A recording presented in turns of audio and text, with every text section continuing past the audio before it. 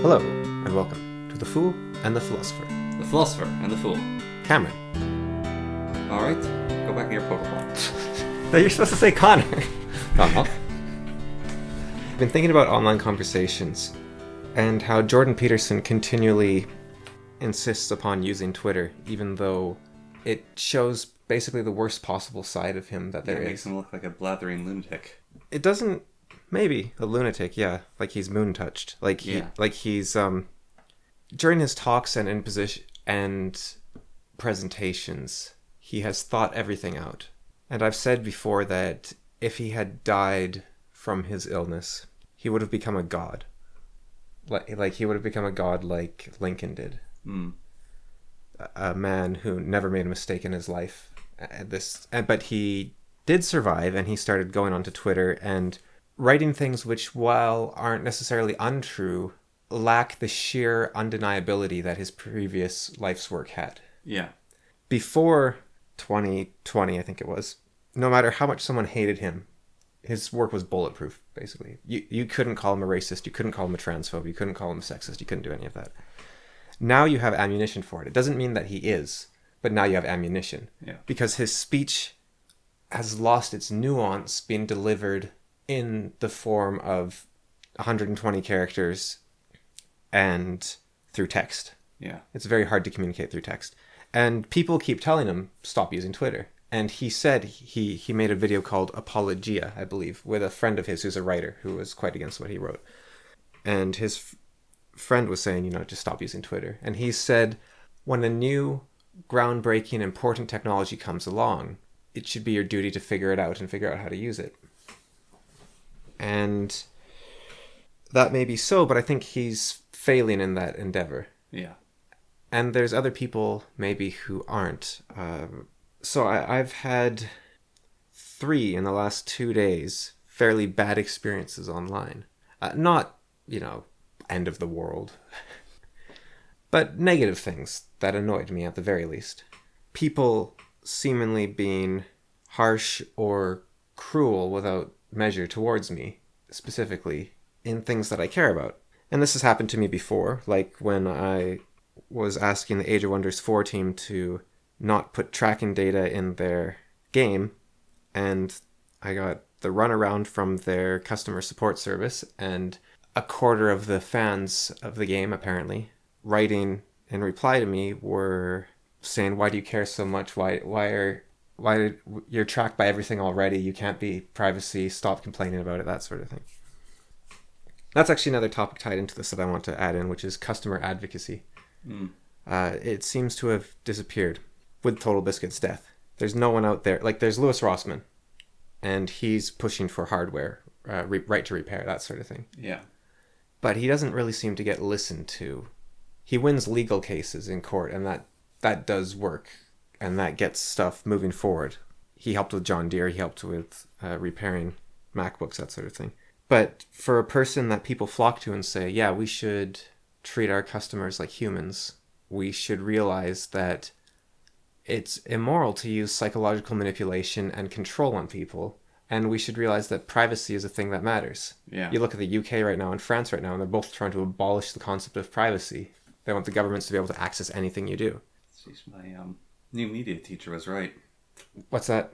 Oh, people were calling my new media teacher very kooky. This was in Lethbridge.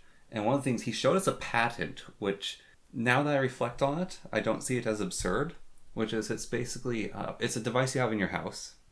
And by using all of the electronic devices in your house at once, it's basically, because they have magnetic radiation and electronic radiation, it tracks your movement through your house with that radiation of your house's electricity.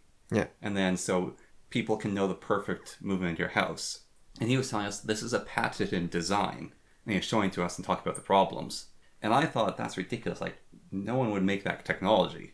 That was my thought. And a lot of people were like, that's impossible to do. You can't do that technology. But he was very much an advocate for privacy, and people thought him a little crazy. I don't know if you've heard about this, but there is technology that is used by certain apps where they send out sound waves, and they measure the time it takes for the sound waves to bounce back and receive the microphone in your app in your phone while the app is running.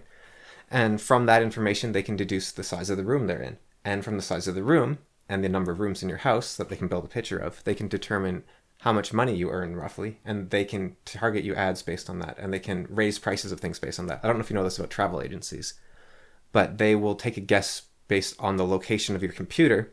So because there's, people live in different economic neighborhoods, right? Yeah. And your IP address often contains your location, or you have a location data set up to your location. And so, or using other factors, like they'll figure you out from your browser size and your browser settings. And they will use this information to dynamically change the prices on websites you visit to be higher or lower depending on how much money you theoretically make. And this is stuff that's done. This isn't patents. This is stuff that is done. And people now say, why do you care so much about giving away your privacy? And my question is, why would you risk losing a customer for a $50 to $70 game if it wasn't worth a whole lot more to you? And why can you get a TV for free, a $500 TV for free that plays you ads? This stuff is valuable. Yes, it's very valuable. I don't have it, but there's an extension, which it's an ad blocker, but it doesn't ad block like a normal ad blocker. It actually clicks on every single ad you see, but it never shows you the results of clicking on it, which means that the people paying for ads have to pay for every time you click on it, but they get no impressions on their website. So it's meant to drain money from both the ad and then the company that's serving the ads. It's shown for them that their ads do nothing because nobody actually visits the website even if they click on the ads. And so it destroys trust in the company serving the ads, and it destroys the value and money of the company trying to buy ads. It's a really nasty extension. But every day you think, look, if they care so little about me, I can stand up and do equal to them. Yeah. And people have talked about this problem a lot with the woke versus not woke argument, which is if one side is behaving with principles and one side is behaving to win, the side that tries to win will always win. I don't think that's true. No. But you can see why people believe that, because one side is working with every tool at their disposal and one side is handicapping themselves so the other side can get one over them again and again and again and again. But the thing is, if you abandon your principles, then you don't have a better world to offer to anyone. Well, that's very true. Because that's the whole thing of why you don't use the ring. Yeah. You could use Galadriel, Gandalf, Elrond, any of them could have taken the One Ring and destroyed Sauron. Yeah, but they haven't made the world a better place. Yeah. They've just won the war. Yeah. Like, sure, maybe if you adapt the SJW tactics, you win. But that doesn't change. It's like, who cares if you win? Oh, we'll be back to the times where books are satanic and everyone's against God and whatnot. So the conversations, one of them, I shared a fairly personal story on a video, and the person said, no, you did the totally wrong thing. You shouldn't, you abandoned your duty and you're a failure. Unless I'm missing some context here. It's like, you will give I think the second harshest possible reprimand out there about something you admittedly have no context for. I think the harshest reprimand would be something like you failed your children. But and you failed God. I mean, that depends on the purpose, though. Yeah. Well, the thing is, I said I'm doing what I want, and they said then you failed, and it's like, no, because doing what you want is serving God, right? Yeah. We've talked about this before. So I think there's three possibilities for this person. They're a child, because this is getting into how do we interact on the internet, right? Jordan Peterson, he gets all these people trolling him, and he thinks we need to get rid of anonymity. Another one of those, oh, for your sake, let us get rid of more privacy. Yeah. It's always for good intentions. And C.S. Lewis said the tyrant that does stuff for your own good sleeps soundly at night, or whatever it was. Mm-hmm. And Jordan Peterson is pushing for this destruction of privacy because of all these people that are harassing him. And the harassment sucks, it really does. But a lot of people on the internet are children. Yes. And you can't tell. And that's a good reason for getting rid of anonymity, I guess. You can be like, wait, oh, this is just a child, what I'm talking about. So, person's a child, that's a possibility. You saying that makes me quite happy, because I was worried a lot of people are really stupid. And why I say that is a lot of my videos, because I have YouTube shorts which showcase a mod, or I do a showcase, and in my description, in the comments, in the video itself, I say the version of Minecraft I'm using, how to download it, this is the mod creator. I say every single thing, and I'll get comments. How do I download this? What key do I press to do this thing? And I've literally said them in the video, or expressed in some points. How are so many people this inept? That's one of my thoughts. Well, yeah, that's the thing. I think But if they are children, that's quite excusable. I think because they might not be paying attention. there's also a layer of miscommunication introduced via text where people say stupid things. And it sort of gets smoothed over in person. Well, for my work, I had a case where someone asked me to do something, and I said, it was stupid on my part, but I said, what you're basically asking me to do right now is to commit fraud. And in the most technical sense, they were asking me to commit fraud. And I said, I want to help you as best I can, but I will not commit fraud. And then they rightfully got quite angry at me. It's like, I never asked you to commit fraud. And yeah, and you were able to probably straighten that out. Yeah, I did. But it took a bit, but I did. Online, you're saying, okay, look, this is fraud. You know, it's just a... Okay, no, I wouldn't do that. That's fraud. If someone said that to me under... It depends on the circumstance, of course, but I'd be like, oh, yeah, okay, no, I didn't mean that, obviously. That's how the conversation would go. Yeah. But online, you're asking me to commit fraud. And like, what? How dare you impinge upon my honor? Because it does. You're like, whoa, this person... And so both people are idiots from the perspective of the other. Yes. There's a game Total Biscuit played way back in the day. I don't know if you ever saw it. It was called Justice Warrior, I think. And your job is to defeat evil, stupid people online. And so your avatar on screen is this guy typing at a computer. Yeah. And the people you fight are identical to your avatar in every way. Yeah. And it's pointing out, oh no, someone's wrong on the internet. That's exactly what they think too. Yeah. So this person, they might have been thinking I was talking about something totally different, right? Yeah. But anyways, I gave enough information that I don't think they could have. But again, there's always that room for miscommunication. So my three, so that's my fourth possibility, I guess. But my three main ones are: they're a child, they are someone suffering from some sort of post-traumatic stress disorder type situation, who is justifying to themselves the decisions they have made.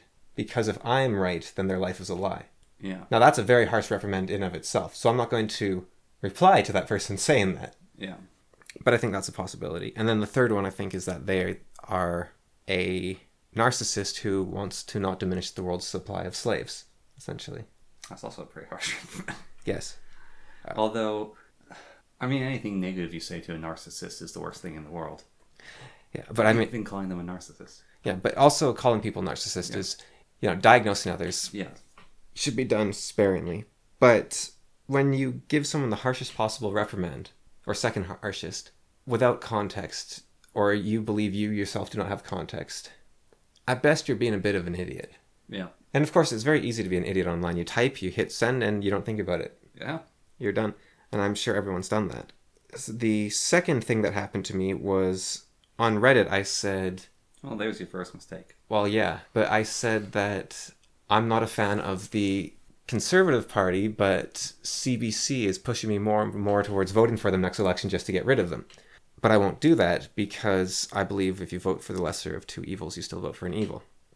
And the person said, oh, you want Trudeau to win again? You're a big Trudeau supporter? And I said, no. I think that the ends don't justify the means. And that you shouldn't just vote on a single issue that he might not even follow through on, because Canadian politicians have a pretty large history of not following through on anything they promised. Like Trudeau was going to fix the voting system. That was why he got in, I think, and he didn't do anything about it. I feel like there should be... I know there's a certain amount of... They promise something they can't, and they can't do it. But defamation? It's not quite defamation, but... People should be allowed to sue a government for not fulfilling some of their promises. They're saying, it's not, oh, you didn't fulfill this one specific. It's like, you really missed the mark of why you're elected and why we liked you, and you lied to us, and so there should be some recourse for that. Technically, he investigated the possibility, and the investigators found that the election system was actually working perfectly. Because he won a majority. Yeah. So, they didn't say that last part, but that seems to be the implication. Yeah. Now, coming up with a better system is hard, and I don't even know if it's possible, but that was one of the things he pushed for. Yeah. He wanted to do, I think representative polling was one of the main ones, where you put in the numbers. Yeah. We talked about this before, and I was trying to think of a reason why that'd be a bad idea. One of the main arguments is it's complicated. Yeah, that's my main issue, I think, is that it would be very hard to do. The Americans actually do something like that in some situations, but they use electronic voting. Yeah. And Canada doesn't use electronic voting. No. Because it's way less secure. Yeah. So... yeah, our chance of voter fraud is way lower in Canada. Yeah. But it also means that our elections have to be simpler. Definitely. So the guy was basically saying, if you're not with us, you're against us. And The plight of the centrist. I can't believe... I don't even know if I'd call myself a centrist. I know, but that is the plight of the centrist, of you're saying, oh, I'm not really for your enemy, but also your guy I'm sort of iffy on. And it's like, well, you're my enemy then. But it's also like, okay, sure, I'll vote to kick Trudeau out. Yay, I'm a winner. Do you remember when the Conservatives back in 2014 or 2015 passed a law so that they're allowed to access your email? Just they can declare you a terrorist and start going through all your information. They don't even need to declare you a terrorist anymore. They just need likely probability of it, whatever that means. So it's not like they're better. I remember when I had teachers in university saying, oh, the Conservatives are making Canada more and more of a fascist place. And the kids all in the class cheered, and you might be thinking, oh, that's this left-wing takeover of the universities. And looking back, it probably was. Yeah. But I was cheering because I was like, finally, there's someone speaking up against authoritarians.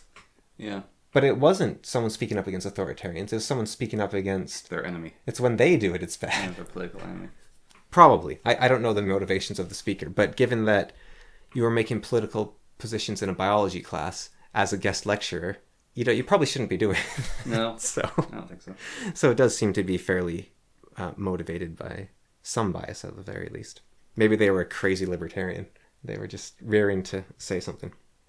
Then the third one, this Sitch and Adams show changed so that it's a subscriber-only chat. And I thought it might be an error, or they did it for a reason. They had just gotten into a bit of a spicy conversation with a YouTuber called Nick Rikita, I believe. Yeah. And so maybe it was to block out his subscribers for the next couple of weeks to sort of let things cool down. Yeah.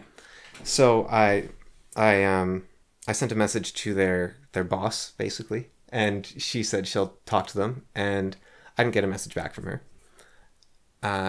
She's busy and things get lost. And I don't expect her, she doesn't have to do anything for me, right? Yeah. That's fine.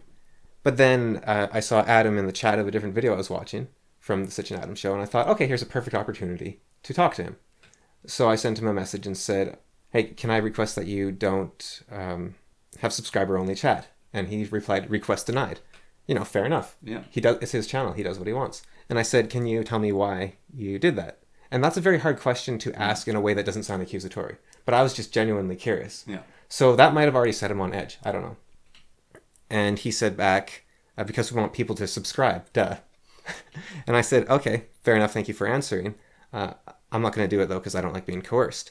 And now, maybe that sounds harsh. Like, you're accusing someone of coercion. Oh, I also, to contact their manager, she's their editor, but she's kind of their boss. I did post the message in their Discord, and so it was possible for them to see my original message there where I also mentioned coercion. Yeah. And then he replied, you're the one who's trying to coerce me to change my decision. You keep messaging me about this. And so from my perspective, there's this communication gap of he didn't see any of my messages until now. Yeah. And so here's me asking and then getting an answer. That's a one-to-one. But he might have seen me say it 3 or 4 times. Yeah. Because of me trying to get a hold of him through different sources.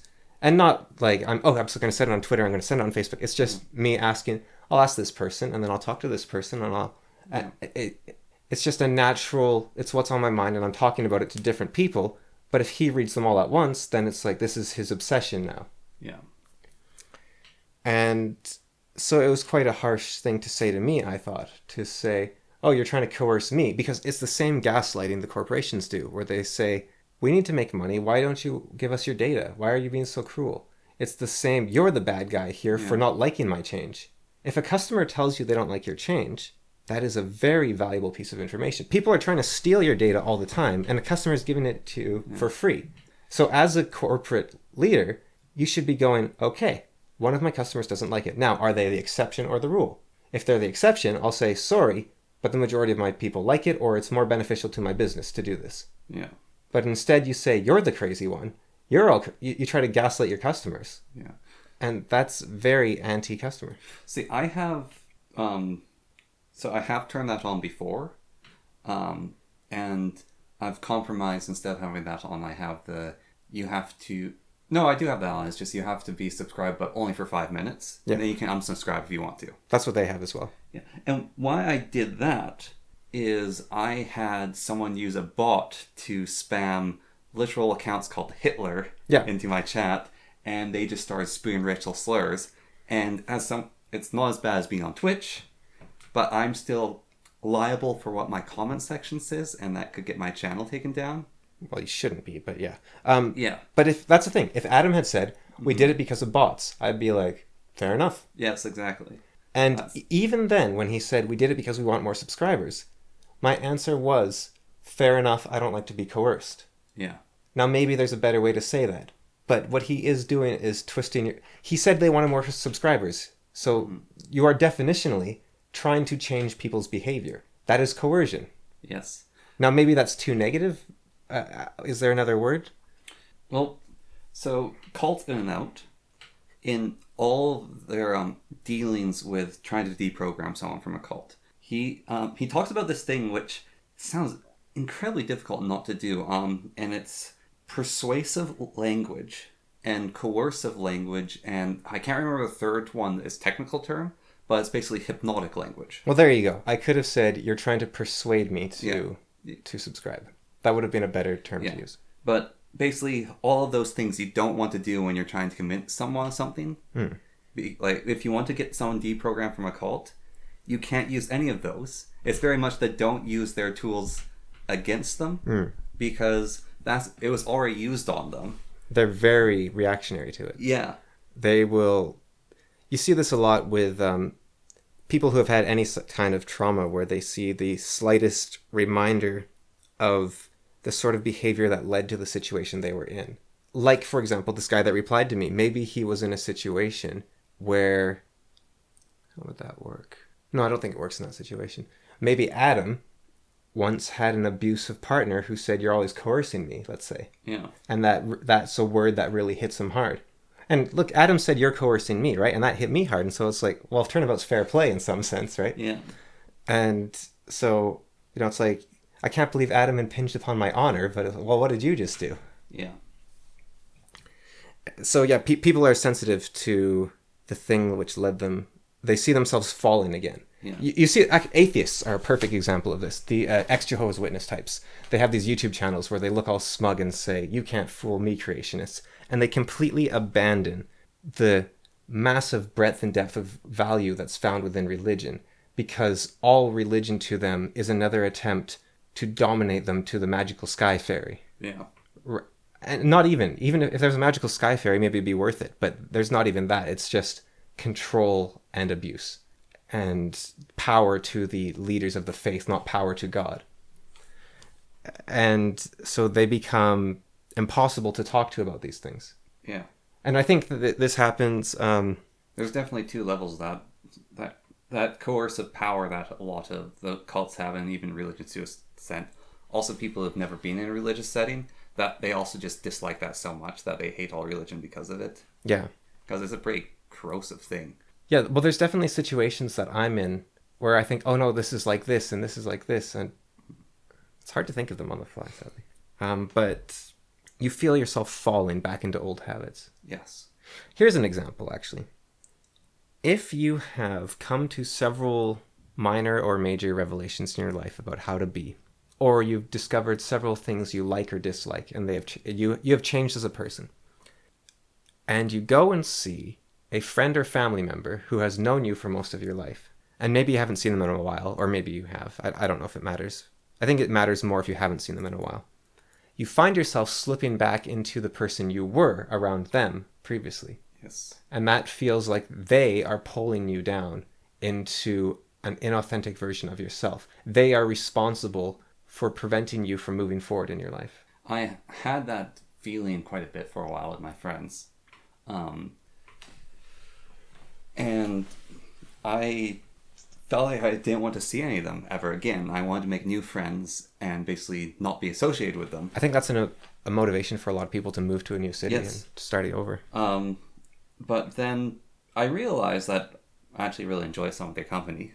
And it's not their fault in that case that I act like that. And so I just have to more actively change when I'm around them, and actually be aware of it. So it's like, all right, this is a person that I have that old habit of doing whatever when I'm around. So really be aware of that. And that could go either way. Maybe they are bad people pulling you down, right? Yeah. And so I'm not saying they are in your case, but by you saying you have come to this conclusion, Yeah. someone that doesn't know all the details of your circumstance, who was pulled down back into a bad situation, hears you say that and they say, no, run, what are you doing, you fool, run. And so there's that association again. So yeah, that was a unpleasant interaction with Adam. And I replied to that saying, you recently put on Twitter that you hate their name change. You are a customer informing the company that you don't like what they've done and you'll be taking your business elsewhere. And I'm giving you the same. And I didn't mean to spam you, and that's all I'll say on the matter. So I think, that's just that. And whatever that is what it is.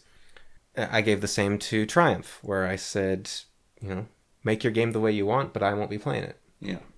And they went and did it, and it's their most successful game ever, I think. So good for them. The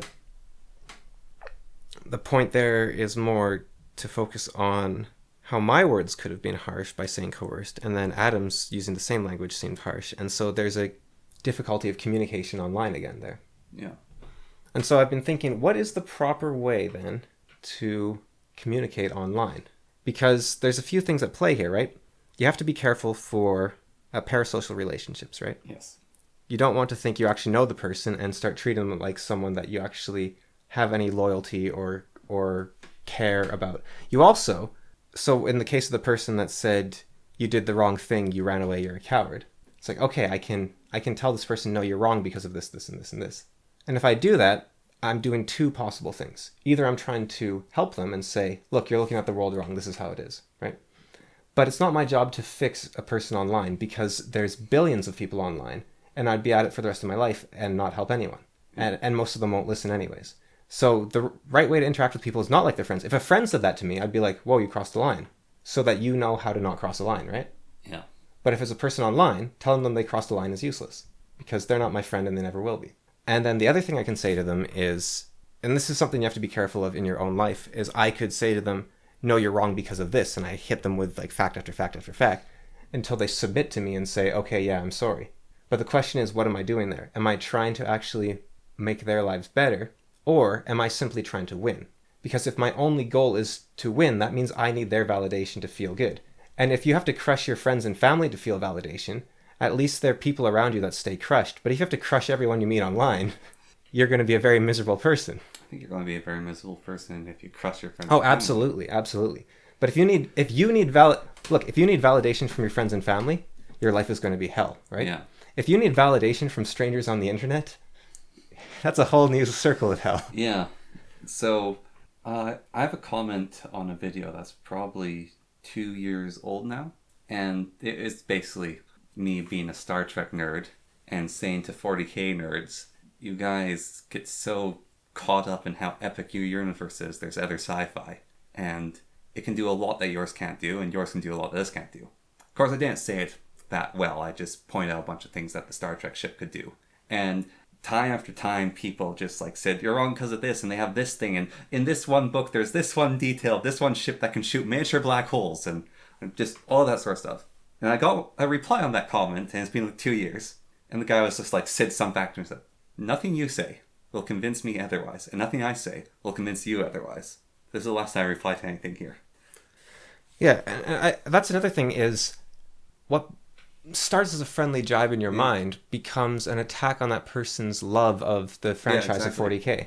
And so me writing that there, wasn't for him, it was for me saying, nothing I can say will do anything, nothing you can say will do anything, so I'm just done. So my other reason I might reply to the second person is because there are people out there who are confused and lost, and they might see my first comment and say, okay, now I have something I can look at for guidance.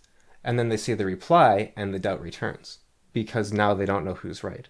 And so I already wrote the comment. I just didn't post it because you need to step back and think about these things. I think my reply basically watertightly puts me in the right, let's say. You destroyed them with facts and logic? Yeah. But if I did that just for the fact of getting them to submit to me, then I'm looking for their approval, right? But a reason... What's what? But a reason You're looking at me like it was important. I was just looking at you. but that was like a gang sign or something. Like, No. I need a fidget spinner. well, you keep doing it. It's not actually that distracting. I just thought I was supposed to take some message from that. No, you weren't at all.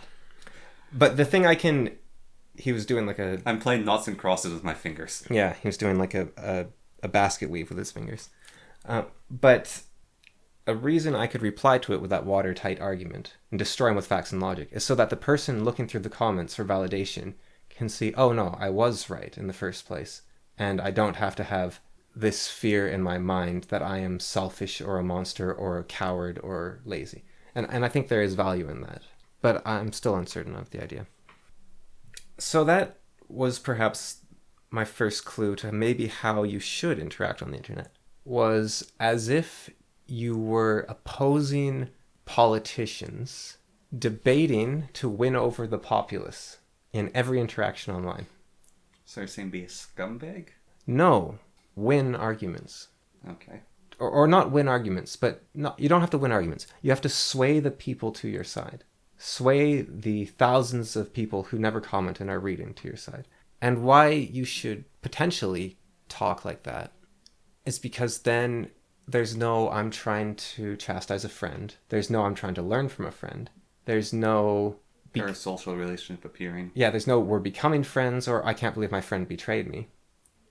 There's no I need validation from this person. There's no I need to win against this person. Because a politician doesn't need to convince their political opponent that they're right. They need to convince the people that they are right. Yeah. And so maybe talking online should be considered more of a debate club or something. Or a political debate. Yeah. And I'm not saying everything has to be hostile or aggressive. Part of your idea, though, also takes we've said it in not so many simple words, but the personalization of it. If you speak, so someone says, you're an idiot. Yeah. You don't go, no, I'm not an idiot, you're an idiot. Yeah. You go, you say the words. Yeah, you stop talking to the person. Yeah. You because... It's like a heckler in a crowd. But you don't even acknowledge the heckler. You know, one of the problems might actually be... So a forum system naturally organized things so that you didn't have to respond to an individual. You could respond to the topic. Yeah.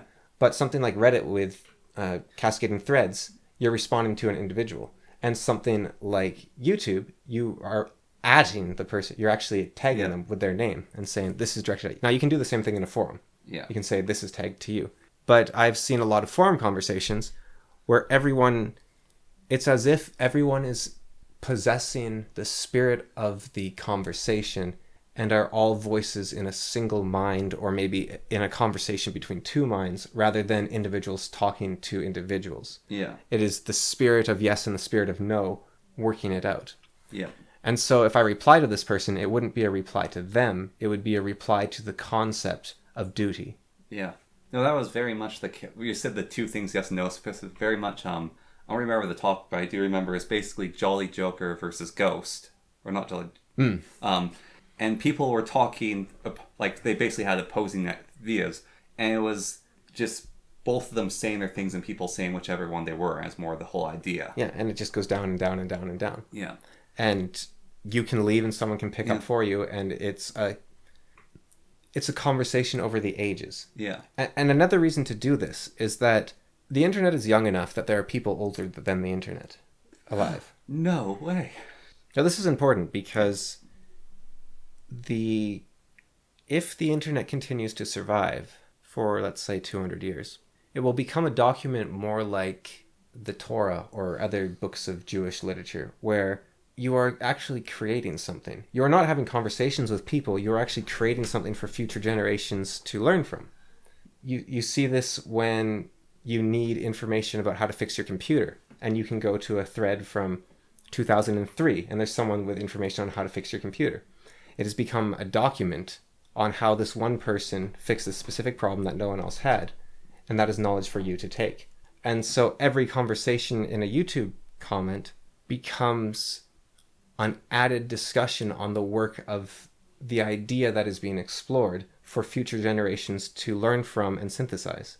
because it's not going to be a conversation forever, but the information is going to stay there if the internet sticks around. Yeah.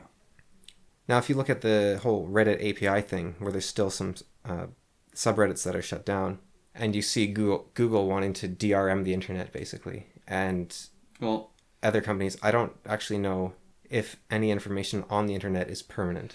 so something that really hit me hard, I'm quite upset. I'm not as upset as I could be because of actions you took without even knowing you're taking them. But Army's project is shut down. Oh. Because Old World's coming, and they basically sent him a cease and desist letter saying you have to take down anything that uses our artwork or our lore. And there was a month beforehand where you could have gone there and downloaded all the PDFs, but I missed that. And that made me kind of upset because one of the things I do is sort of like a comfort thing for me. It's been since I was in high school, I think like grade 11, is I just type in Army projects to see what he had updated. And it's like, oh, there's no updates yet. Well, I'll just read through some of these things. You say not on purpose, but it is on purpose that I download all that stuff. I don't have much trust in those sort of things sticking around. Okay. So I would go there occasionally and update our files just in case. Okay, I thought you downloaded them just because they were easier to use. So. No. Well, also I wanted to print them off. Yeah. But no, I knew it was illegal and that it would, and I was suspecting it would get shut down at some point. So I kept updating it to avoid that. And that's why I grabbed Nintendo ROMs as well, old ones. Yeah. And if there's a video on, they don't give you enough credit, anyways. If there's a video on YouTube where it has some very important information in it that I need, I will download the video. Yours is far more noble than mine. So there's one video on YouTube. I don't think it's actually on YouTube. I also have a backup of the Warhammer Armies project files in a hopefully EMP-proof bunker. Oh. So grounded in a Faraday cage. Okay. So I have downloaded to my computer. It's a dance video a guy released of it's like Enrique or whatever. And it's a very famous dance video. He's the person who like does the turn and he's got the American flag bandana on his head. Right. And most of the videos of that are only of his upper body because he's basically wearing a jockstrap. Yeah. And I like this video is going to be removed because it's just too spicy for YouTube. So I screen captured it and have it on my computer because my thoughts, I don't want the original of this gone forever. Yeah. And so, well, that's not a less noble reason. Well, you're like, I have these documents of these important uses. I have like They're gay erotic dance video. They're important to me. Yeah. If that's important to you, it's important to you. It's more culturally appropriate for me. Well, that's the thing.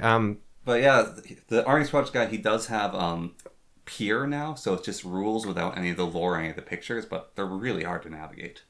So there's a program called Photomorph, which I don't think you can get online anymore. I have it. I have a knockoff version of it. I have it. Okay. I have it. I have the file set up as a portable. Yeah. And a lot of people do this because they're aware of this. It's funny, actually. Here's Might and Magic HD, the Ubisoft remake. Only has the base game. It doesn't have any of the expansions, any of the quality of life, anything like that, because they claim all the source code was lost. I think at this point, 3 developers have come forward and say, I have the source code on my computer for every expansion. Yeah. Because they didn't want to just check it out. And they said Ubisoft never tried to contact me. Yeah. Well, one of the bizarre... But people do hold on to this stuff. One of the bizarre ones, Never End. You know that game we have? Yeah. It's only on Abandonware. Yeah. That's the only place I could find it. Yeah, well, the Abandonware site is great. There's a couple places like that where they have the stuff no one else does. And I went to I had this problem with my UPS, my uninterruptible power supply. Yeah. I was having huge problems with it, and I can't find its user manual. And so I looked around online everywhere, and finally, by digging through the manufacturer website, through this convoluted mess of a website, I found the user manual files. But while I had been digging, I had found a website where people can upload user manuals. But they didn't have this file. And so once I found it on the manufacturer website, I downloaded it and uploaded it to this website because I was like, got to pay it forward. Yeah. This site has every user manual uploaded to it. And the information is typically... It's really interesting. If you... roguelikes, you see this a lot, where you can go to a roguelike forum and say, Valhalla, it's impossible to get. There's no website that has this anymore. And someone will be like, 1 second, I got a hard drive with my like version backups of every iteration of every roguelike I've ever seen. And they'll say, okay, do you want versions for like which of these 100 versions of Valhalla do you want? Because people actually back up each iteration. Yeah, well, I prompted recently. I have this current version of Audacity now on a USB stick, and it's because I was doing the computer clean and decided to update some files while I was cleaning things, and it updated my Audacity for me. Yeah. And I don't want that version of Audacity, and also it looks hideous compared to this version. Like it's because I'm used to it. Yeah. Well, the Audacity Wiki, I think it is, has removed all information on Audacity after the company. I'm trying to remember what the website is specifically, but after Tentacula, whatever his name is, after he took over, and they threw in the telemetry, Audacity, this wiki abandoned their effort because now there's a company in charge, and so they weren't going to pay hosting fees for this company, basically. Yeah. But the website now just all redirects to a link to the most recent version of Audacity before the merger took place. And so people have kept it alive online, but still, that link might die someday. Yeah. So anyways, I uninstalled it from my computer, and I just upload the old version I had back onto it because I didn't want it. Yeah. So but that's another thing like that as well made me realize how temporal the internet is. Yeah, so maybe my method doesn't matter because nothing will actually last. But on the other hand, I screenshot comments on YouTube videos I think are good just in case that the video gets deleted or the commenter deletes it. And maybe someone does that with mine and that file is put on a Millennium disk, and that Millennium disk is found 200 years later, and someone says, why did they waste space on this thing? This Lord Cameron guy got totally wrecked by Kit Kat Slayer 29. Yeah, what a loser. And then his buddy next to him's like, no, he makes a point. Wait, let's see if he added a second comment to destroy him with facts and logic. Oh, he never did. What a loser. Or, civilization was destroyed. All that remains is this dancing video of some guy named Ricardo. Yeah. Truly, the ancients were wise beyond our... He's a good dancer. They could only preserve one thing, and they chose right. There's also issues of... I don't know how much of the internet economy is fake, but I think it might be most of it. Yeah. Because it was from the 85 or something onward, it was just based on investors hoping they'd make their money back.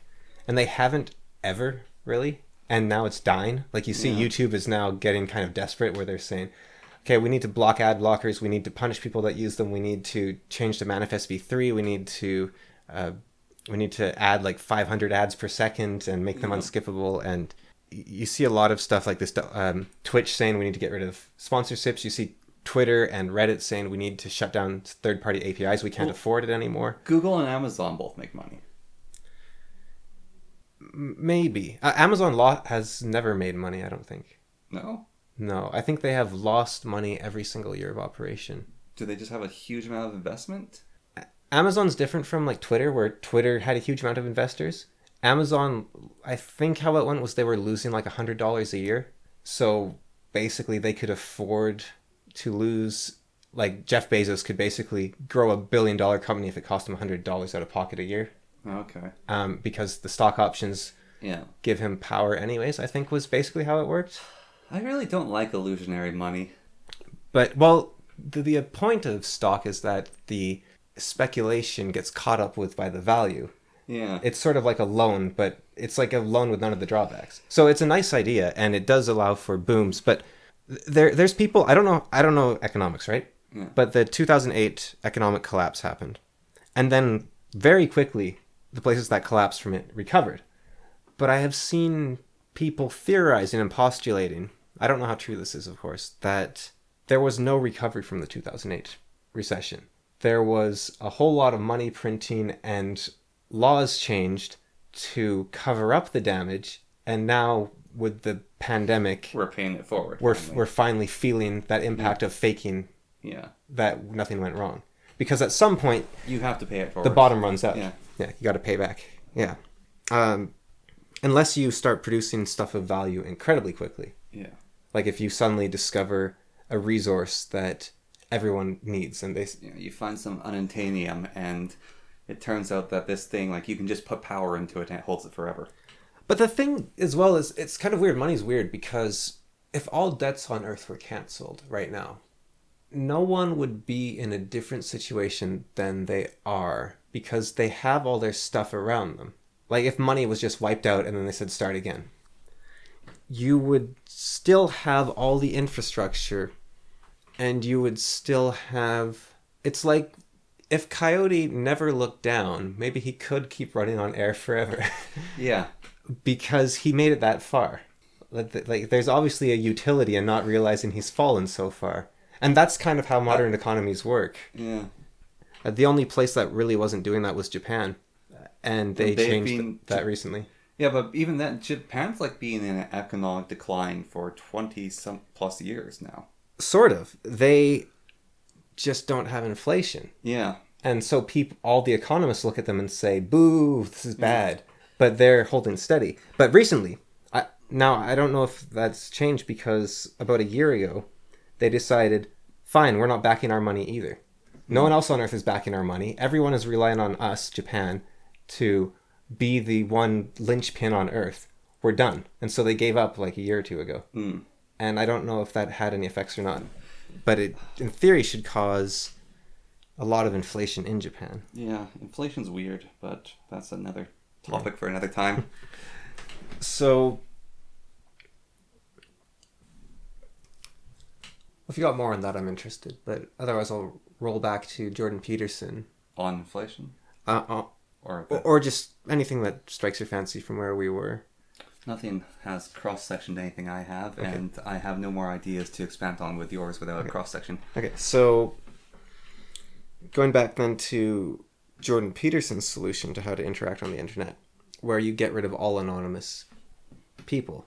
It strikes me very much as an invader coming into your space and saying, I don't like it here, you need to change. It's gentrification of the internet. I saw someone use that term elsewhere and I thought it was great. Yeah.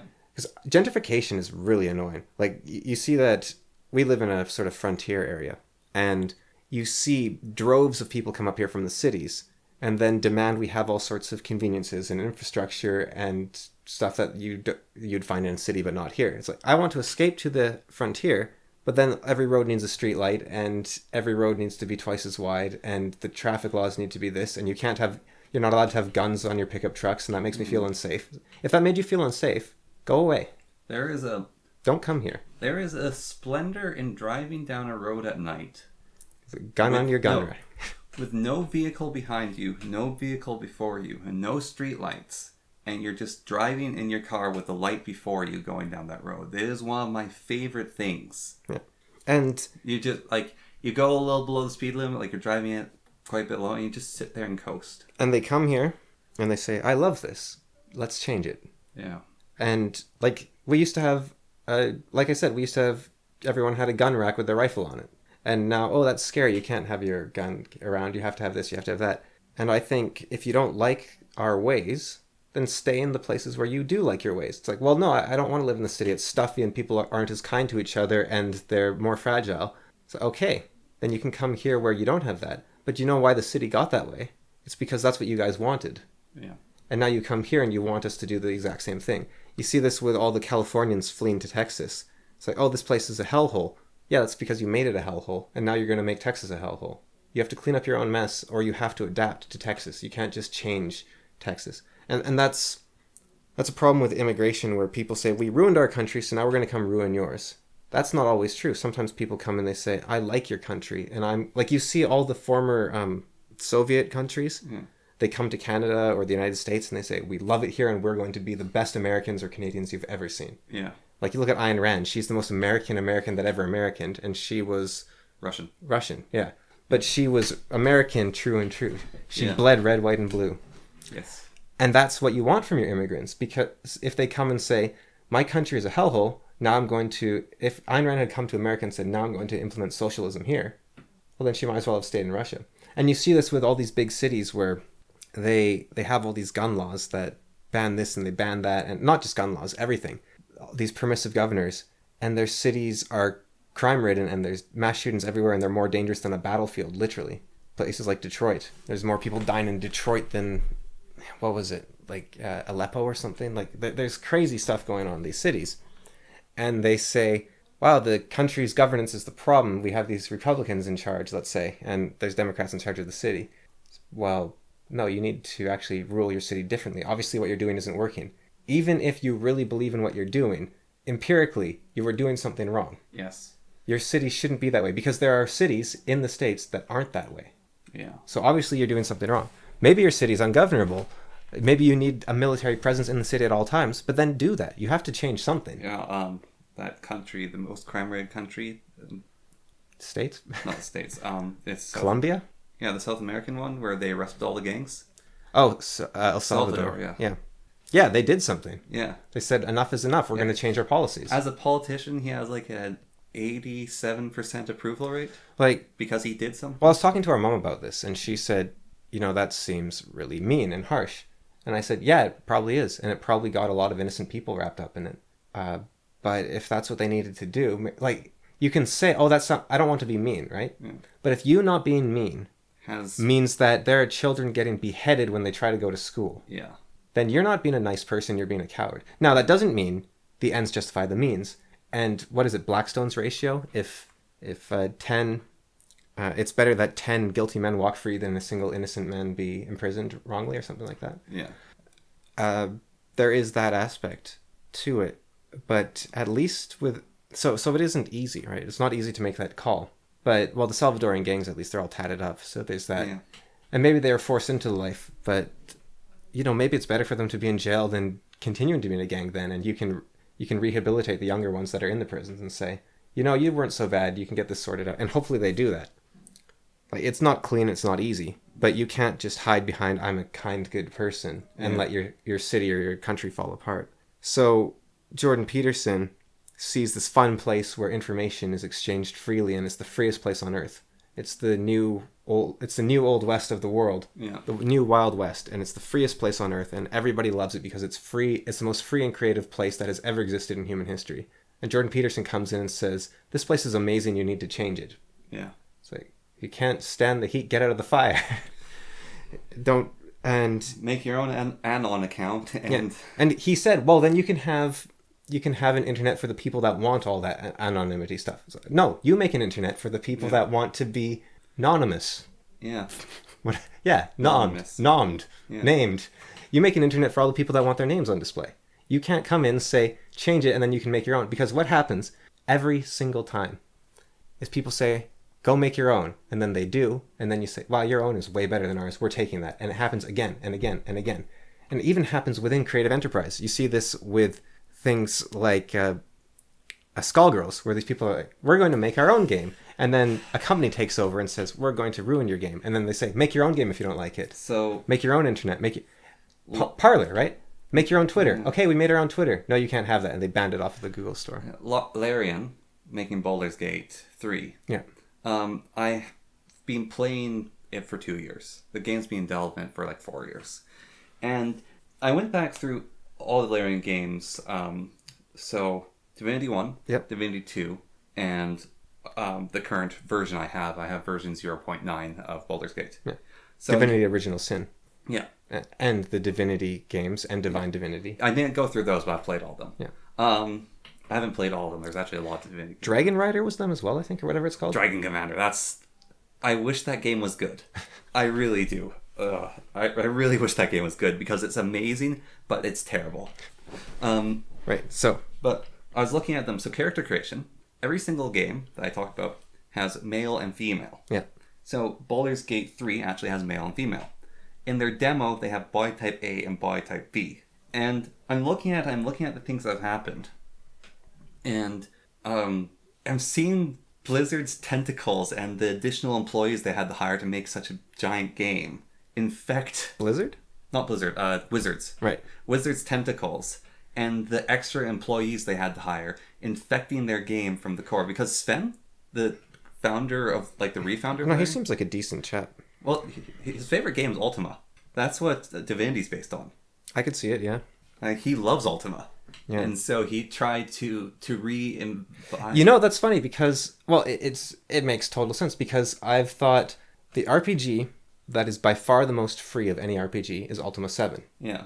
And I think I've even written this before in comments to people talking about, wow, there's no free games like, except for Skyrim. Or no, they say, you think Skyrim's free? Try Gothic. And then I say, no, Ultima is the game that is free. Yeah. And the only game that comes close is Divinity Original Sin. Yeah. But it's interesting that he based it on it. Yeah, but... and I feel really bad because a lot of people are attacking Baldur's Gate 3 right now. And they have some just reasons to be dissatisfied with it. Of course, they haven't seen the full game, but like that marketing right now has its own thing. Oh, was that like the Bear. gay bear thing? Yeah. I think that was just a joke. That was funny. That is Larian's joke. So in Dragon Commander, the game we talked about... But that's the kind of joke Larian makes. Yes, no, so there is a bar in Dragon Commander. So this is your hub. And you go into the bar, and the barmaid's a skeleton. Yeah. So in her bra, she has a squash and a pumpkin. And they're very obviously there. Yeah. And like the squash is like one of those misshaped pear ones. And that's Larian humor. Yeah, no, like the whole... that, and apparently that's from like a long presentation too. That was just their funny... It's not like this is our pivotal selling feature. Also, what happened there is they said, we're letting the players basically say yes or no to these dialogue options. And the dialogue options made it so that event happened. So they just said, we're going to let the players do. Yeah, we're going to add freedom. And then there's this other thing of... so Larian... They used to have a transgender joke in Divinity 1. Yeah. Original Sin. Something about... Oh, I can't remember how it went. Guy found out that his wife was a man and jumped off a cliff or something. Yeah. There's a limerick. Yeah. There's a slider, which... so you know character creation. They actually made a character creation engine, which like Skyrim, where you can like do all the sliders. And then they... you only have set options to choose from in the game, and they didn't get them... And the game design manager said something really dumb, which was... When you give people the option to create a character slider and all this creativity, they always make all the characters they make look the same. So we're not giving you this, and we're just going to have like these 8 face options and going through the races. And so part of me is like, that's kind of like, don't say you have that thing. Like, don't say you have that thing, because for me, as someone who's played Larian, they're like Divinity 1. Their face options is you click a little thing, there's like 5 of them, and it's just face paint on the character. Like that was... Yeah. Well, even Divinity Original Sin 2, the options aren't great. Yeah. No. And there's nitpicks here and there, but again, it's like they have a very big field to go across, but still, it's a really fun game, like just playing the demo. So I think... But yeah, it is infected, definitely partly by Wizards of the Coast, and I can see that. So this is why, House Biscuit do not pre-order. Right? Yeah. Because when you sign up for an early access game, you don't actually know what you're buying. Yeah. You could be buying anything. The company could change their decisions. Creative processes could change. Yeah. You had that happen with Frosthaven as well, where the developer decided that it was racist to have interesting racial differences and I don't know what else. Well, had to hire on a coordinate. So that's why you have the House Biscuit do not pre-order, even if it's the most trusted company on earth, CD Projekt Red. Don't do it. Even if you love them with all your heart. Yeah. But Skullgirls is another level. Yeah, no, that is a different... That is a game people kickstarted 10 years ago, got the full game. And then they changed it. Had their stuff removed. Warcraft was the worst I've ever seen. But this one isn't good. My quest for epic loot still hurts. But you never bought anything. No, I would have bought the game. If it'd been a game. They didn't actually steal from you, though. No. They gave you a couple months of fun. They released one of the coolest games ever. I wonder if anyone... There's a couple games out there, like the original Battlefield 1 and some of the old Call of Duties. People have private servers. Yeah. And there's MMOs as well that people have duplicated and they have private servers. I feel like Mighty Quest for Epic Loot would be a great place for that, because it wouldn't take much overhead to run that game on a server, because you just need to store the creations as little text files or something. Yeah. And then you could have most of the information on your own computer. And it was such a good game. Yeah. And they slowly mobilized it. Yeah. Right. We're talking about how the internet, how much of it is actually real and how much is just running off of money. Yeah. Yeah, and that's one of those things where Ubisoft said, we can't actually afford to keep this game not being a mobile game. Yeah. And the thing I don't like as well is how companies, it's all in-house decisions. Yeah. They never say to the customer, hey, we're sorry. We can't afford to make this a not mobile game. So we are going to make it a mobile game. And then the customers can say, we get it, or what if we gave you money to keep it going? Yeah. And like people, it's Warcraft used to have a subscription that you paid every single month to keep having your account. But it's the Mott and Bailey of people will defend Reddit, right, for doing this API change. Because they say Reddit can't afford to have all these AI scrapers going through Reddit. It's costing them way too much money. They're hemorrhaging money. That was never the announcement Reddit made. Yeah. If Reddit had said, look, we're sorry. We can't afford to not have our API private because people are making so many calls that our service can't keep up and we're hemorrhaging money. Then you say, okay, fair enough. But instead they say, we're doing this and then we're going to lie about anyone's complaints about it and then we're going to edit people's comments to change what they said about us to make us look better. So you have people that will defend these companies' decisions. Like people will defend Triumph. They'll say, well, Triumph needs to make money. They need this information. Triumph never said that. Yeah. That was never their defense. Their defense was always to deflect and say, well, it's not that bad, or well, have you read our user terms and services? Or they never actually said, look, we can't afford to make this game if you don't give us your data. If you say that, then you say, okay, that is the price I'm willing to pay for the game. Yes. Or I'm not willing to pay that price. They always have to lie, and they leave it to their fans to defend them with the best face interpretation that was never made. Mm-hmm. And I really think that's this horrible two-faced duplicitousness of the company that's very deceptive. There's no respect. And for some reason, people say, yes, please keep disrespecting me. I don't know if you've ever watched Louis Rossmann, but he starts every video with, hi, I hope you're having a nice day. And then he proceeds to ruin it so thoroughly. And by the end of the video, he is so miserable sounding. And they're not fun videos to watch, but because he's just so disappointed in humanity. He's like, why? But there's something else to remind. A lot of kids on the internet. Yeah. The The other thing is, it's been shown, we can't say to what degree, but there has been cases of this for certain happening.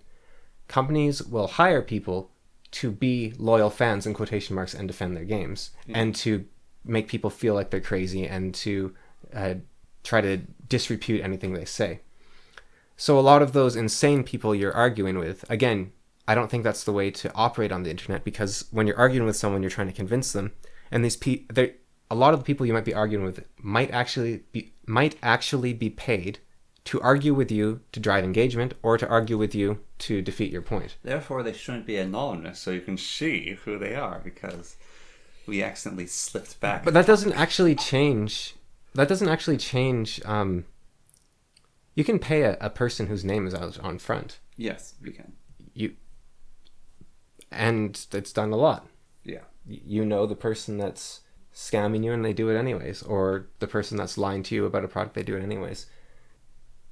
If everyone on the internet was not anonymous, or we lived in Jordan Peterson's dream internet world, it would be so incredibly easy to track people down.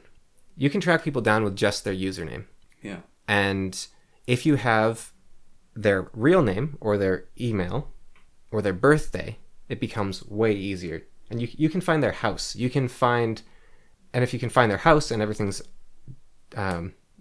de-anonymized, phenomena, you see that they're on Facebook at certain times a day all the time, or on Twitter at certain times a day all the time. And you say, okay, I know when they're in their house or when they're busy, and therefore I can break into their house at this time. Yeah. Or therefore I can scam them by this means. Or, okay, their son's name is this. I can convincingly make a lie that their son's in danger and needs money sent to him. Or, as one of the slow-mo guys had happened, a fan attacked his house and tried to kill him. You can have people track you down and try to kill you, because if you are... It doesn't matter. If you're on the internet, you will tick someone off enough that they'll want to kill you. It doesn't really matter how big a person you are. Yeah. There are crazy, crazy people out there. And crazy doesn't mean stupid by any means. There's that famous example of that Korean K-pop star that was tracked down to her house by a guy who saw the reflection of the train station she was in her eye in an Instagram photo. There are people out there who are very talented and crazy. Yes. And there's tools. The whole OSINT security network stuff, it's just free and out there to give you tools to track people down easily. You don't even need to be good at this stuff. You can just type in a name into an engine and it'll give you a list of their previous usernames and their most likely address and their most likely age. And there's hundreds of these tools. Private eyes use them all the time. Yeah. So I think, if anything, the entire internet should be anonymous. Just to... I don't think it's possible because... That's how it makes its money, is tracking your data. Well, if that's what it needs, then maybe we shouldn't have the internet. But... Oh, I don't know if that's definitely how it started making money. I don't think it's possible well, no, you used to have to get a subscription to, like, Netscape browser or something. You used to have to buy these things. Right. You actually had to pay for search engines. Mm-hmm. They weren't free. Google was the big, I think there was free ones before Google, like Internet Explorer, but Internet Explorer you had to buy Windows. Yeah. But Google and Internet Explorer killed Netscape browser, I think it was. And then Google said, we can do everything for free and our results are amazing. And that's how they took over.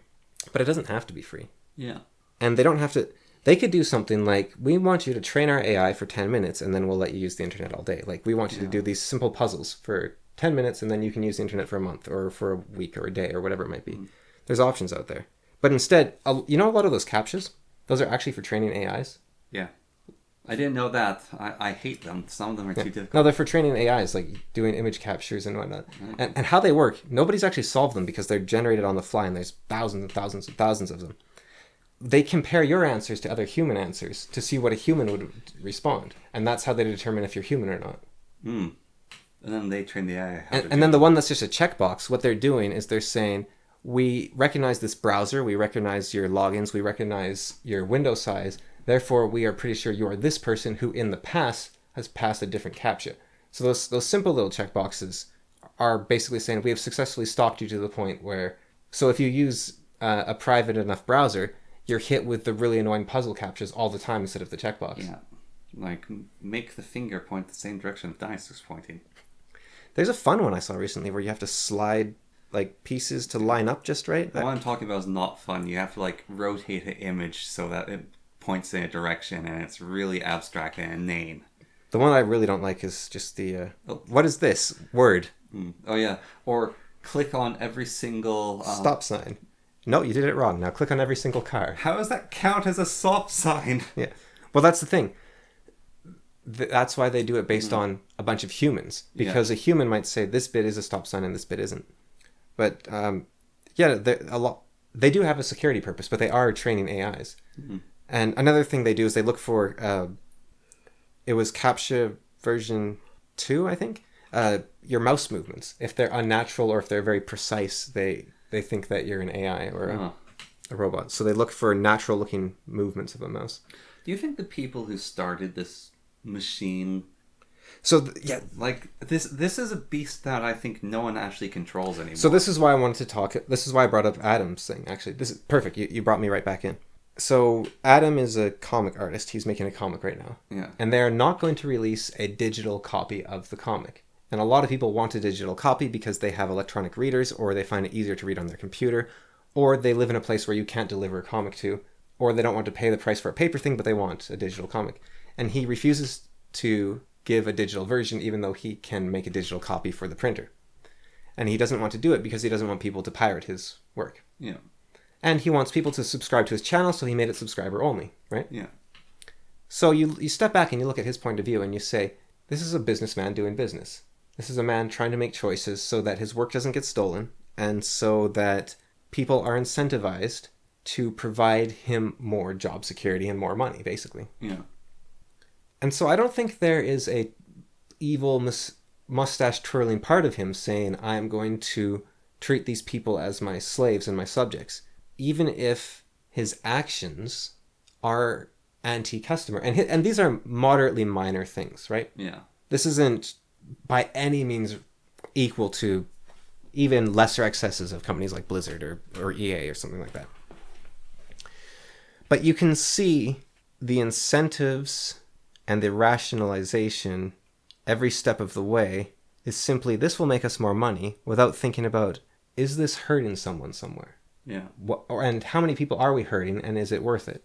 And am I treating my customer base as human beings or as money dispensers? Yeah. And the other thing about that is, if you treat people who as being inhuman for long enough, suddenly your base disappears and you don't know why, and suddenly everyone's gone. Or it becomes hollow. It becomes only those people that are willing to defend the disgusting corporate sludge that you've become.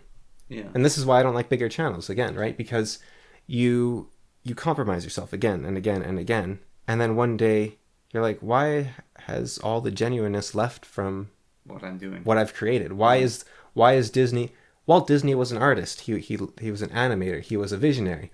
And Bob, whatever his name is, the head of Disney right now, he's probably sitting there not even knowing, how did it become this, where I just pump out these movies that nobody likes year after year after year and we slowly lose money? What's going on? Because they made these little things that seemed sensible at the time and dehumanized their people one by one, until the only people that remain are rabid, crazed individuals that will defend anything. Zealots. And those zealots, the only thing keeping them going is fond memories of a past that no longer exists. Or just a complete and utter lack of taste. Like, some people will eat any garbage whatsoever as long as it's popular. And there's some value in that. Because what that means, it sounds weird, but even if the popular thing is the worst possible thing out there, what you can derive from that by being a fan of it or watching and saying, oh yeah, I watched the popular thing, I like popular product, I consume product. You know, you become this dehumanized consumer rather than a customer. But on the other hand, there is a social benefit to it, which is that you now have something to talk about with other people that have also done that. So it gives you something to do water cooler talk with. It gives you something to talk. It gives you a bonding experience. Yeah. And if you, like me, I'm sick of movies, so I don't go to movie theaters. I just think they're all awful. And I've never liked movies, but they're getting worse even. But if I don't go to movies, then the bonding experience of my friends saying, hey, let's go to the movies, I lose that. Yeah. Which is pretty nasty that you can capitalize on that, actually, as a like, let's say I really liked chatting with people in Adam's chat, but I don't subscribe to channels where I don't want to watch every single moment of every single video. So not only is he saying you have to subscribe if you want to chat, but what he's actually saying is any community that you could have built, or any discussions that were ongoing, any forum, as in like the ancient Greek, you sit around and discuss things, that you were developing, that's not yours unless you now give me this thing, because I have taken it away from you. If from day one you had to be a subscriber, then that was the community that they created, and you go, okay, fine, fair enough. But you do that now, and you say, you now have to abandon all these people. Yeah. And it's the same with Triumph. I was one of their top modders. I was one of the most active members of their community. I had a lot of contacts with the other really active members of that community, and I talked a lot with the developers of the game. And I had long, very interesting game design discussions with some of the fans of the game, and we came up with mods that were very interesting based on very long discussions. I found one recently. It's on my Warlords Alternate Ultimate, where me and I forget the guy's name right now, but we have this huge, long discussion in the...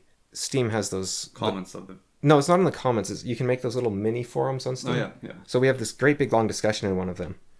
And then I based the mod on that and changed it around that. And, you know, it's this very fun, interesting experience with a like-minded person. Yeah. And Triumph says, you can't have that anymore unless you give me your data. Yeah. And I said, well, it's not worth it to me.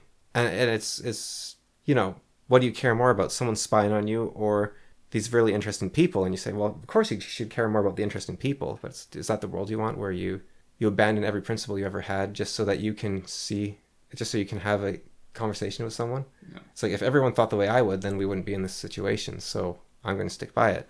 And I'm still not certain.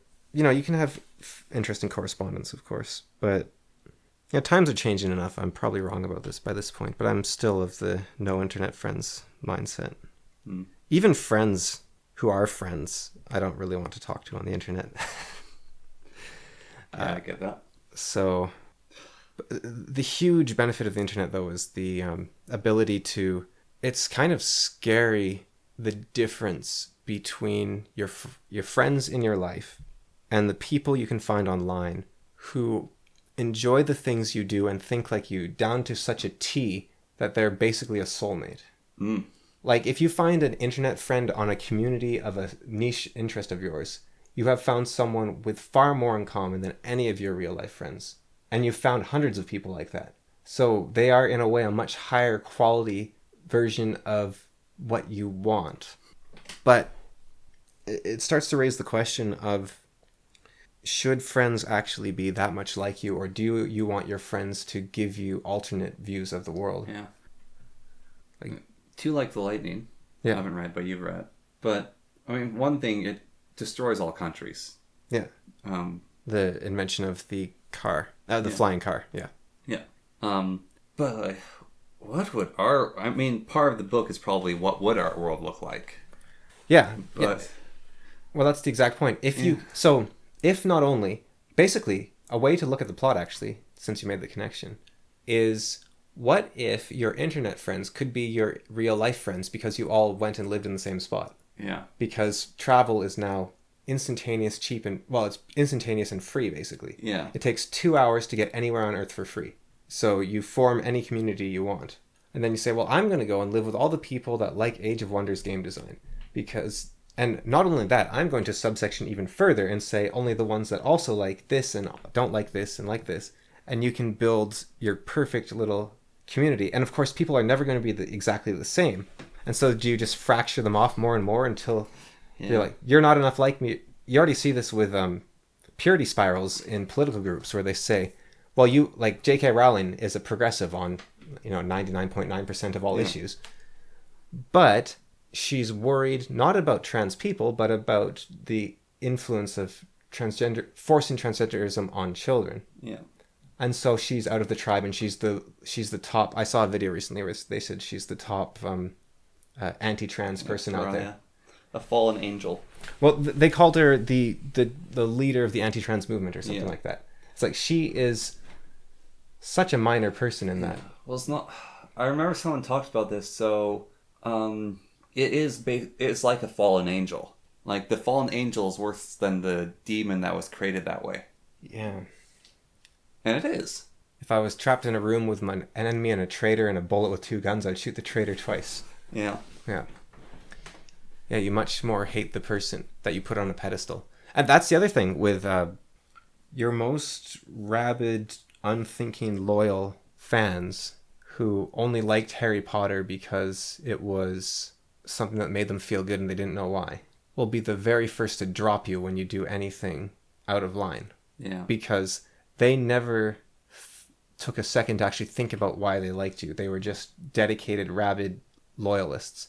Like, loyalists are the first people to drop you. I need to start doing things out of line now. Before. Out of line with what? What people... I don't know, but my channel as it is. Just to destroy the fanatics, if there are any. Or the zealots. Scott Adams does that, and... His newspaper is no longer in syndication. His comic is no longer in syndication. It's a risky play to do that on purpose. Yeah, but is that the only option? Well, I have no idea. No, if you are true to yourself, you will bounce up against people again and again and again. And those that stay will be the ones that have actually thought about it. I just try to be consistent, I think. Yeah, as long as you are true to yourself and not restricting yourself, you don't need to purposely make a message to destroy people's attachment to you. Yeah. Loyalty is, like true loyalty between friends, let's say. Yeah. Is only really won once it's been tested. True enough. Like J.K. Rowling was never tested for these people, and the moment it was, they abandoned her instantly. Whereas J.K. Rowling, she was this massive hypocrite about immigration, where she said, we need to let all the immigrants in ever, back in 2015, I think it was. And she has this mansion that's sitting empty. Yeah. And I was like, I like her books. And then she came along and said, put all trans people in the gas chamber. And I said, I like her books. I already bought them all. I like her books. Yeah. So the test was already there. So you can make the same parallel with... Now, what's the difference between that and Stockholm Syndrome? Yeah. Stockholm Syndrome's never been proven. You shouldn't forgive people. No, but, well, I don't know if that's true. But what is obvious is that people will stay in abusive relationships. Yes. Out of a misplaced sense of loyalty. Yeah. And they'll even stay in abusive relationships when this is where codependency came from, right? It was you are enabling this alcoholic, even though if you stopped enabling them, your life would be better and their life would be better. Yeah. If you stopped helping them out, they would stop drinking because your help was the thing keeping them drinking. Yeah. So what is helping someone isn't always obvious. Like, I met this girl once. I don't know if I think I've told you about this before. She had an abusive boyfriend and they had broken up or something, and she was just crying on the university campus. And I went, you have told me this. And she was so worried about him. She was like, I can't break up with him. I have to go back to him because he has anger issues. And he like punched a glass window so hard he cut himself to part. He would have bled to death if I hadn't got him to the hospital. And so I've been reading a book about genetics and the selfish gene. Yeah. And I was just thinking, let it take its course. Sort of. Like, if you hadn't been there to forgive him for all these excesses, maybe he would have had to figure out how to deal with his anger. Maybe he would have had to realize that if you have anger issues, you're probably not experiencing emotions at the time you should be. And now that doesn't mean that the emotions that you should be experiencing are good ones. It might mean that your life is horrible, but you might not realize that. You might think my life is fine, but I'm just have crazy anger issues. When the problem is actually you need to fix your life so that you can feel your emotions rather than having to hide from them. Because hiding from your emotions, you say like, oh, you're a coward. No, it could be that, see, all maladaptive behaviors are only maladaptive in normal, good circumstances. Not sharing your feelings, not setting boundaries, not being vulnerable. That is a very useful adapting skill to people that will abuse them and take advantage of them. Because whenever you give someone a boundary, for example, that is a weapon they can use against you. Mm-hmm. For example, you say, I don't like it when you smear fish on my plate, right? Yeah. Let's say something like that. And the person says, so you've now told this person your boundary. And that person then at dinner, when they have fish, they're talking and they're going, okay, and I've got this fish on my plate. Of course, I can't smear it on your plate because you don't like the fish. They can use that as a thing to needle you with and weaken you with every single day. So it is actually a beneficial behavior. And let's say they have power over you. They're your parent or they're your boss. By giving them this vulnerability, you've actually given them another tool to torture you with. So this person with anger issues, maybe they shouldn't be feeling their emotions. Maybe their emotions would destroy them. But they need to at least realize they're there and get into a situation where they can feel their emotions. Well, you've solved the beginning bit of that. I don't know how it happened, but at some point and sometime along the way on my life, somehow I learned I should not tell people what I want. Yeah, because it's not the right thing to do. Mm-hmm. It's just that part of that there that solved it. A lot of these things are getting solved. Like, I watch videos on things and it solves some of the things that are written down, and you just saying that there. So, yeah, actually this leads into my second point, I guess, as well. And probably will tie back into yours.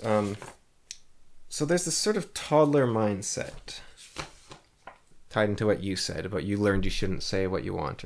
Yeah. And this ties into the explaining something to someone so that they can disagree with you. This is a great test I heard. It was, if you tell someone something that is very important to you, are you willing to hear them disagree with you? Or to put it another way, are you saying, I felt sad, like you go to someone with your I statement, you're right. I felt sad when you did this. I didn't like that you did this and this and this. Are you going to them to say that to further your relationship? Or are you going, and if so, you are prepared for them to say, no, I disagree. This is not this reason. Or are you there to crush them and make them see your side? And you have to be careful because the other person, by disagreeing with you, might actually simply be trying to crush you. Yeah. Both of you have to be involved in this process. So approaching someone with that vulnerability of, I'm not here to crush them, gives them an easier chance to crush you. And they might take that chance to avoid having that discussion because... And that's why I think Jordan Peterson's smallest possible thing, So I had a bit of a realization that I needed to set a boundary with you about a certain kind of joke. And that doesn't mean that you shouldn't do that joke. That means you shouldn't do that joke with me. Yeah. Because I can't handle it. That doesn't mean anything about you as a person whatsoever, right? You could be the funniest person on earth, you could be making the most sensible jokes, but it's something I need for me. Yeah. And so you can keep making those jokes. You can even keep making those jokes with me. It just means that I wouldn't want to associate with you or something like that. Or I would resent you. But you yourself can make those jokes, and a lot of people will probably still enjoy them and like them and whatnot. But how I came to that very simple boundary, which I think you were fine with, and interject here if I'm, but I wrote like 2 pages of just my thoughts, this big, vomited up mess of like, he's trying to destroy my life and ruin resentment, right? And then I said, okay, what is the thesis here? So I turned that into a paragraph. Yeah. And then I said, okay, can I make it smaller? So I turned it into 2 sentences. And I was like, can I make that smaller? And I turned it into like 4 words. And I was like, okay, what would be the easiest way to get what you want? And I thought, well, I would tell him that he was ruined by life doing it. And I said, no. You don't need to tell him anything about how you feel. Exactly. You just say, what do you want? You can have, God has come to you, a genius come to you and said, you can have anything. What do you want? And I said, well, I just don't want him to make that joke. It's like, okay. Yeah. It's like, you don't need, because what I could have done is come to you and said, well, you did this, right? Yeah. And you probably would have changed your behavior and been upset and apologized and been, I would have hit you. Good. But and I would have been disgusted. Yeah, but let's say the sobs story worked, right? Yeah. I appreciate the hit, though. That would be much. You told me to do it. Yeah, but let's say the sob story worked. You still wouldn't. You'd be like, okay, I definitely upset him, and it was something to do with a joke I made, but I still don't actually know what he wants. Now I'm just walking on eggshells everywhere, and so your life, this divide grows between you, where you feel like you can't sit. It's weird because you think by saying, don't say this to me, you're restricting the person, right? But what you actually have is, it's that, or the person has a life where they don't know what will set you off into a fit of rage. But right now, you can say anything to me except what I've told you not to say. Yes. You can feel safe in saying anything. And like you were saying here, you learned to not say what you wanted. Yeah. And that's because when you say what you wanted, the person flies into a fit of rage because they weren't able to tell you, hey, don't say this one thing. Don't say this one thing. Yeah. On the I statement, the person saying things. So my favorite saying from the Bible is, knock and the door will open.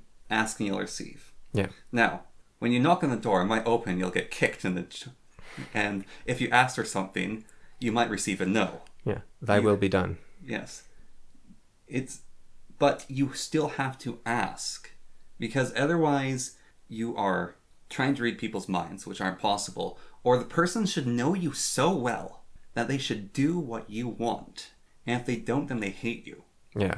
Or you exist in this field of cowardice where you cannot express your opinions, and part of that, what you say is, maybe you had to be a coward to survive because you're in a situation where you were not powerful enough. Mm-hmm. But if you treat everyone like that, where you don't let them know what you want, then over time, it will grow until you become a person who cannot tell people what you want, and instead you explode without reason, and you gabble at them pointlessly, and they have to adopt the same thing that you did. It's like, I never knew that you didn't like this or you didn't like that. Yeah. And it'll grow like a dragon. Yeah. And it'll consume you. So yeah, no, you basically touched on most of what I had written there, but it's just, I want to be very clear to you on this, because you still creep around it carefully, and maybe you still have to, because you're still dealing with it. But if you want something from me, you can ask for it. And you don't have to go like, oh, if it's okay with you, and say what you're going to say. And then I'll either say yes, no, or how about this? And that's me telling you that. No. And again, I'm saying it's hard to do that because I see it as, the way I conceptualize it was, once upon a time, it would have taken me 2.5 hours and a lot of tears Yeah. to get half an idea across to you that I needed a change in my life that would have left you perhaps slightly more aligned with me, but also very upset for perhaps a day or two. And that would have been a 2.5-hour process, right? Yeah. And a few days ago, I managed in about 5 minutes to state 3 things that I wanted.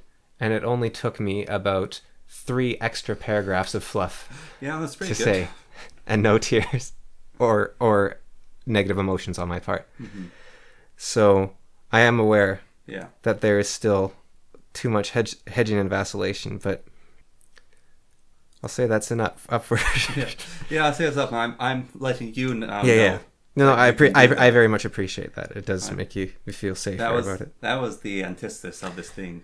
Because if you and the thing is, if you don't give me that leeway, which I very much appreciate you do, that does mean I think I can't be vulnerable with you, and that means I don't trust you, and then maybe I shouldn't be around you. Yeah. And so, like, you don't want to be around people that you can't actually be vulnerable with. Yeah. Now, you might be totally wrong about who you can and can't be vulnerable with. So I'm not saying just cut people out of your life. No. I'm just saying you're doing a person a disservice in a sense if you don't think that they will accept it. But sometimes there are people that are wrong. Yeah. This is Richard Grannon talked about this, where he said, look, you give us advice on how to do stuff. He's a sort of self-help guy. And he did this rant on a live stream like a month or two ago where he's like, people are saying to me, look, you give us all this stuff on how to do something, but then you give me the opposite case and that you should do the totally opposite thing there. And like, you need to give me some clear steps. And it's like, no, I'm not telling you anything. I'm telling you to think. Yeah. No, You have to think for yourself, and it's the hardest thing in the world. This internal cowardice. Yeah. And I'm going to call it that because... Well, it's maladaptive. Yeah, right? it's maladaptive. Yeah. Maladaptive cowardice. Yes. But in certain circumstances, it's necessary. Yeah. I call it cowardice for adults who are in a point in time in their life where they don't need to be maladaptive, but they're still using it. And it's a call out to them that this is cowardly action, and people don't like being cowards. And so it's saying change. Yeah. And so... But gifts, right? So few people want to receive gifts from me, and it's really annoying. Because it starts a feeling of needing to reciprocate. Because they think of gifts as obligations. Well, it's more than that. They think you will resent them if they don't give you a gift. And I don't know what happened to them with that, or why they assume it. And it might be our culture. It might be because they would resent you if they gave you a gift and you didn't. But like that sounds like a contract to me. I'm giving you a gift. So this is some common things, I think. You shouldn't feel guilty for saying no. You shouldn't feel guilty for putting yourself first. You should trust your gut, and you shouldn't be swayed by the opinions of others. These are all healthy things. Yeah. And yet, even mentors and teachers and parents are saying, if you feel guilty for saying no, maybe that means something about the situation. Or you shouldn't trust your gut. You should look to the science. You should look to this. You should look to the experts. Or you shouldn't, not being swayed by others' opinions. That one actually, maybe they push, like, you should trust yourself. But then when you actually trust yourself, they say, no, you have to obey. You have to do that. You have to do what I say. And this ties hugely. You have to do what I say. I am right. I am the parent. I am God, right? So Sargon talked about this idea of a vision for conservatives, where he said, you are the single glowing thread in a tapestry. You have your position in the tapestry. And you fulfill that, and that is the meaning in your life. And you should obey your parents. You should control your kids, that sort of thing. Yeah. And I think the huge divide in society is actually, and I saw this a lot when I was on The Thinkers, when I was completely disagreeing with them about a lot of ways they were looking at a video by a leftist who was talking about abusive parenting. Because they were saying, that's not abusive. Your parents should tell you what to do. Like they had a situation, right? I don't know if you saw this, but I didn't see. I only this kid wasn't cleaning up their room. And so the parent took all their stuff. I did see that. And they threw it on the lawn outside and said, well, then you got to pick it up if you want it back, basically. And they're like, yeah, that's good parenting. You're at your rope's end. You get the kid to do what they need to do. And I said, no, that parent was too cowardly to just stand in the room and say, you and I are not leaving this room until you clean up your room. Yeah. Instead, they had to be passive aggressive. It's a manipulation. And throw stuff on the ground. They couldn't actually control their kid. Yeah. They were being a passive-aggressive coward. And leftists understand this, like the woke SJW leftists, I mean. Yeah. They understand this, that this is bad parenting. And the conservatives typically don't. They think, because they had good parents, and they think, no, you have to obey your parents, you have to be the strong parent that orders your kids what to do. Like, if a kid ordered me to do stuff the way some conservatives say you need to order your kids, they don't realize how much I would hate them. Like, how... I'm reading this book right now where there's a magical school that kids go to, and the teacher in charge of handing out the weapons is... the first thing he does is say, you have to obey me, absolutely, you have to be quiet, when I say jump, you say how high. Like, he's this massive military, you have to obey me down to how much you breathe, basically. Yeah. And the idea they seem to be trying to get across, the writer, is tough but fair. What I see is a controlling bully who I would do everything to undermine because this guy's a monster. And so I think Sargon's positive vision for the future is totally missing the fact that abuse exists, and that especially cluster B type abuse exists. Because if you say you have to obey your parents, that you shouldn't trust your gut, that you should feel guilty for not picking up your room. Because if you don't feel guilty for picking up your room, let's say, or rather you never want to pick up your room, right? Am I being too British right now for you? I know what you're saying. Okay. I'm just thinking of something picking up a room. If you feel guilty, if you never have the desire to clean your room, maybe that means your parents didn't instill in you the value that it imparts upon you. Yeah. Rather than, oh, your parents didn't whip you enough or something. Maybe some kids need to be whipped, but I think a lot of kids need to understand. Like, I was I don't know what you call it. I was a teenager at 6 and an adult by the time I was 9. And I hated adults talking down to me. Yeah. And I still remember there's a teacher where one person in my class ruined a banner that a younger group of kids had made. Yeah. And so he marched our whole class into the hallway and yelled at us for like 15 minutes, something like that. And then he made us go and apologize to this class as a group. We all had to say, like, we're sorry. Yeah. Corporal punishment. Not corporal, no. That's physical. Well, everyone's punished. I thought that was called corporal. No, corporal is corporeal, as in body. But the group's punished. Yeah, mass punishment, whatever it's called. Yeah, has a proper name. Like the Roman legions used to do. If you're a failure, it's your unit's failure. Yeah. He is asking. So if you do that in a military situation with your squadron, that makes sense. If you do it with kids, you're telling the kids you have responsibility to your classmates and you should be watching over them. It's like you're telling 9-year-olds you need to manage other 9-year-olds. If you're in a military situation and you're saying you need to make sure that everyone in your group is top shape, that's a whole different issue. Yes. Or if you're in a corporate situation and you say you make your team work or you're out, then sure, fine. But if you're a bunch of kids, you're saying you need the maturity to tell other people what to do in a way that they will listen to you and to keep them in line. It's like, no, that's a failure of the teacher. If yes. Or that's the teacher. He should have gone and yelled at the teacher, if anyone, right? Because that was the teacher not keeping their kids in line. The kids shouldn't be expected to keep the kids in line. But anyways, I think he's a fairly well-liked and well-regarded man. And, you meet teachers years after that gave you lines in class, or they made you do this, push-ups, or they made you do that, whatever it might be. And you think, oh, remember those days? This teacher, I don't think I will ever will never be my friend. Because he did that one thing. He did that one thing 20 years ago. Yeah. And I don't think he will ever be my friend, and I will never respect him. You have to realize that kids remember things. Yeah. And that kids aren't mindless idiots that you can just whip into shape with thoughtless action. So there's and that some are spite demons like me. But that's not even spite. That's just like I don't think about him. I don't think, oh, I hate this guy so much. I have no respect for him. There's this autistic kid. He's a non-human. There's this autistic kid without that statement right after it. I didn't think about that. Yeah. That's one of our dad's friends. He's over at her place and he plays with his older brother. Yeah. And I was talking with his parent about he's going to kindergarten soon, and they're telling me it's going to be hell for him because he hates people baby talking him and he hates people talking down, and he doesn't like children or anything about. And she's worried because he was in a really small school, and because of situations she had to move, so he's going to a bigger school. And she hasn't had the time to explain that to this new school of his needs. And so she's trying to go through that right now.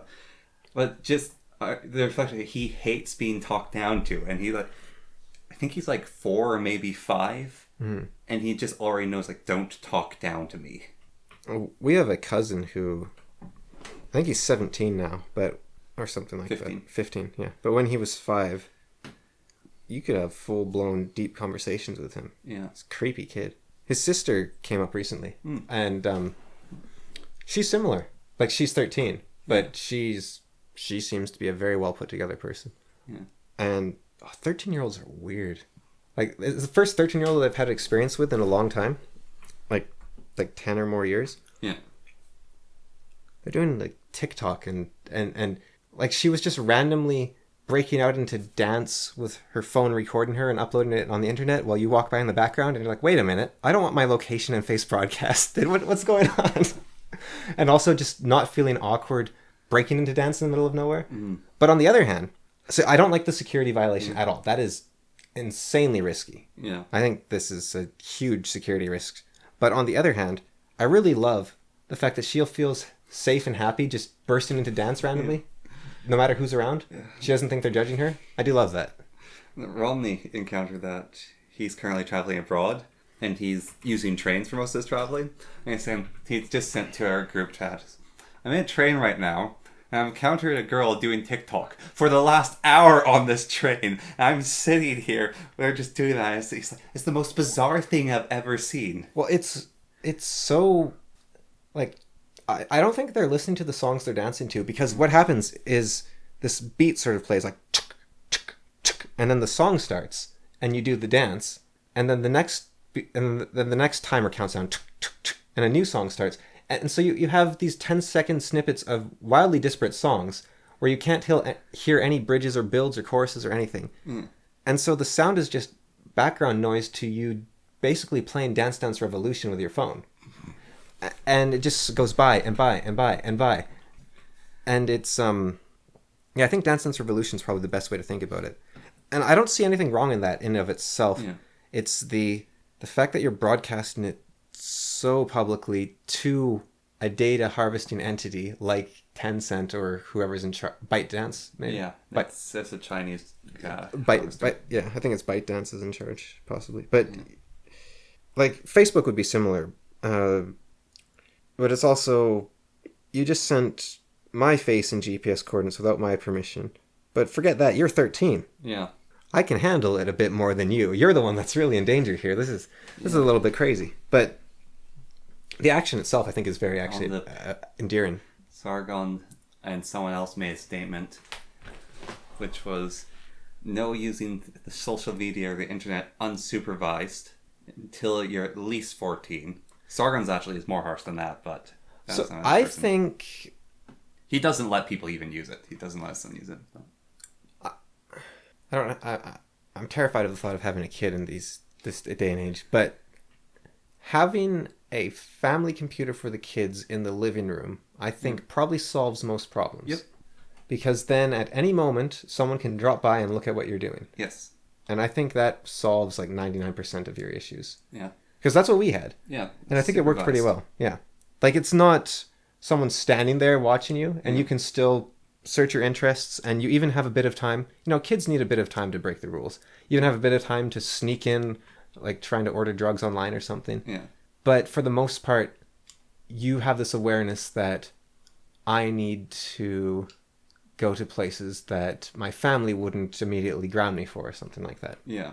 So I think not having a phone is a good thing because that's much harder to regulate. Yes. Like, you can put all sorts of stuff on it, but kids know how to jailbreak phones. And old man, you merely embraced the phone. I was born with the phone. Well, even if they don't jailbreak their phone, it's kind of invasive to be stalking all your kids' conversations on the phone to protect them, I think, a bit. So I think you need to give them a way to contact their friends, though. Like, you know, say, here's the family phone that you can use at any time, or here is we will have a computer dedicated to Facebook for you, or something like that. Like, you can't just isolate the kid. You need to give them other options. Yeah. But I do think giving them a cell phone, maybe giving them like a dumb phone of some sort that you can only do text and calls with, but even then... Give them a hyper-powerful walkie-talkie, Yeah. like what truckers use, and then give one of those to every one of their friends. Yeah, what are those called? Those radio. They're not even walkie-talkies exactly. They're like ham radio things, Yeah. GRC or whatever it's called. Yeah. And then get encrypted channels for each one of their friends. So, And then you can go, breaker, breaker, how are you doing, good buddy? Sargon and his conservative vision is saying respect tradition and see your place in the world and fulfill your destiny, which I think is important. We've talked about serve God, right? Yeah. I think serve God is a very important message. But if you make it with this very strict obey your elders, I know the right way, there is no other way, you end up with this massive hole that only the SJWs can defeat, and they can do it very well because they're very good at this. Yeah. The SJWs are very good in the whole abuse and mental health domain. But then they fail completely at the value of tradition and the value of community. Yeah. And so what you need is, philosophy should guide you, but it shouldn't control you. The dance between order and chaos, of course. But on just the political level, you don't need conservatives and progressives in a country. You need conservatives and progressives within yourself. Yes. You need progressivism to give you the options you need to move forwards. And you need conservatism to choose between those options. You say, with your progressive mind, you say, here's everything I can do. And with your conservative mind, you say, what should I do? You have two wolves inside of you. One of them has pink hair and plug earrings and like a nose piercing, and the other wolf Is gay. No, the other wolf has a frumpy beard and a monocle and the Monopoly staff. Yeah, and a big old tie. Yeah. Yeah, but I think this is what's happening, is two sides are very strong and very correct about something.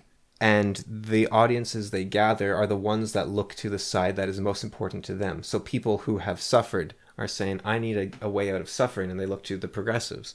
And then people who say, people who have been abused by authority. And then the people who say, I needed authority, I needed guidance. They're all suffering. But people that say, I needed guidance, they look to the conservative. And people that say, I needed freedom. Yeah. It's like Jung talked about this, right? You need to integrate with society and individuate yourself. So Sargon can say there's this perfect thing. You need your kid to have dyed hair and a pierced nose. But you also need that kid to get a job and a wife and settle down. Yeah. You need them to be themselves as much as they can be, while fulfilling the duties of themselves. The other thing to keep in mind with Sargon, of course, is when you hear about this harsh, strict conservative rule he's imposed upon his children, it's less harsh than the stuff I've seen any progressive parents Also do to anyone I know. Here's the thing. He also says, this is what I'm doing. If you've ever seen him on a live stream where his son breaks into his office and his face just lights up, and then when his son leaves, he knows he's not supposed to do that. And then his son breaks in again and face lights up. Yeah. Like his rules. Well, the thing about him as well is he's a thinker. He's actually thinking. Yeah.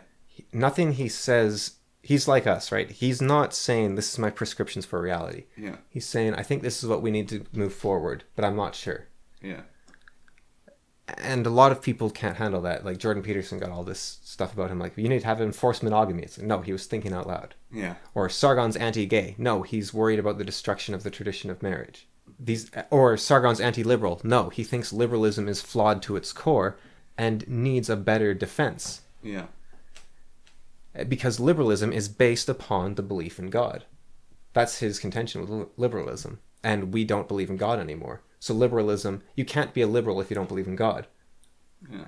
And I haven't done the reading Sargon has had, but if he has come to that conclusion, I'm going to believe him because he actually thinks these things through. He's terrible at expressing himself, but he does think these things through. And there is a lot to what he says, like, okay, all men are equal. Why? It's like, well, because you don't know who you're going to be, so you should treat everyone equally. It's like, no, I know I'm me, so I can enslave everyone that isn't me. There's no basis for liberalism. Say, well, we're all equal before God. Yeah, but we don't have God anymore. What are you going to do now? And so you need a new standard for liberalism. Yeah. You need a new grounding. And so Sargon said that basically the communists and the SJW types, they're right about their conclusions. If there's no God, then they are doing the correct operation based under the liberal framework. And that's why you can't just say, oh, we're liberals and it's fine, because there is this divide that they will be able to always say, no, our arguments are better, because they are. And that's the arrogance of materialism, I think, is in saying this works, therefore it's correct. Yeah. And then you have no basis for your standing. And so it's the exact same thing as the corporations, actually. You think, well, my society is the best and we follow these principles, therefore we are unassailable and we don't actually need the groundwork done. But then suddenly everyone abandons you and you wonder why there's communists springing up everywhere. It's like because the system's failing people and because they have no reason to believe in it, because you haven't actually constructed a system that withstands scrutiny. And you can't create a system that withstands scrutiny. You have to constantly update it. You have to constantly improve it. And God is a brilliant, brilliant way to do that. But that's over. So we need something new. And I think we're moving towards that. I be interesting in the next 70 to 150, 200, 300 years if we come out of the crisis of meaning without returning to God. You don't think there will be a return to God? Can there be a return? I think there definitely can be, but it'd be interesting if we didn't need to. But what would replace it? Well, that's why it'd be interesting. Because it will be another God. It'll just be God by another face, will it not? Well, that's why I think it'd be interesting, because it's like, we don't have that system, but what if we came up with one? Like, what were people before God? And then they had God, and that was... You know, Wizard in Way, or whatever, the Wizard series, the Rogue Wizard, he always wants to see these planets that he liberates. He wants to see them come up with a system that's not democracy. He wants to see a really interesting, beneficial form of government, and it's always democracy. Yeah. Yeah. Which is a little self-aggrandizing, maybe, but it's an interesting idea that, I don't know, the fact that you think that you've already peaked, maybe? Well, I don't know if the author thought, I feel like each time the author wrote it, he writes the planet's trouble, the wizard comes in to fix it, and he writes characters in it that are going to be pivotal to it. And then, okay, what would these characters do to make a government? Because that's very much how it reads like, is what would they make government? And the characters he makes keep accidentally making democracy. The issue with Magnus, I think that's the main character's name, the wizard. Yeah. I think the problem with him is that he always tries to maximize freedom. Yeah. And democracy might be the result of maximizing freedom. But that doesn't mean maximizing freedom is the way to go. I think it is, probably. Yeah. Like you look at the Inquisitor and Jesus, that story of trusting people and everything. And, no, yeah, maybe. But could you be, like, what if they were libertarian? Or what if they were, you could imagine a royalty that enforced freedom to an extent. I don't know how long it could be sustaining. We don't know how long democracy lasts either. No. Monarchy is the only stable form of government we really know about. Monarchy is not stable.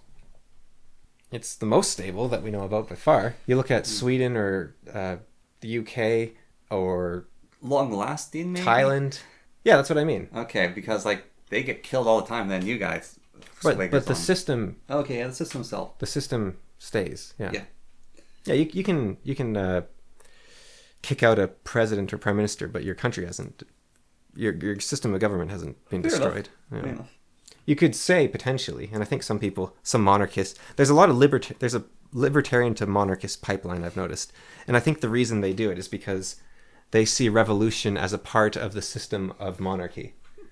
So it's like, yeah, sometimes you have to cut off the king's head. That's just part of the electorate process. I've told you about this before, but I'm still stumped with it. It's a book character who he's the king in a corrupt system whose power is completely stymied. So he's born, he's quite young, and as he ages, he finds out that his government that he's in charge of, supposedly, is really awful.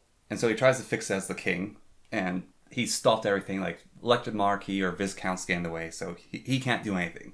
And so he basically disguises himself as a commoner, and he goes and starts a revolution. So he's like the figurehead of the revolution as this commoner. He organizes everyone, he pulls it out, he's the mastermind of the revolution.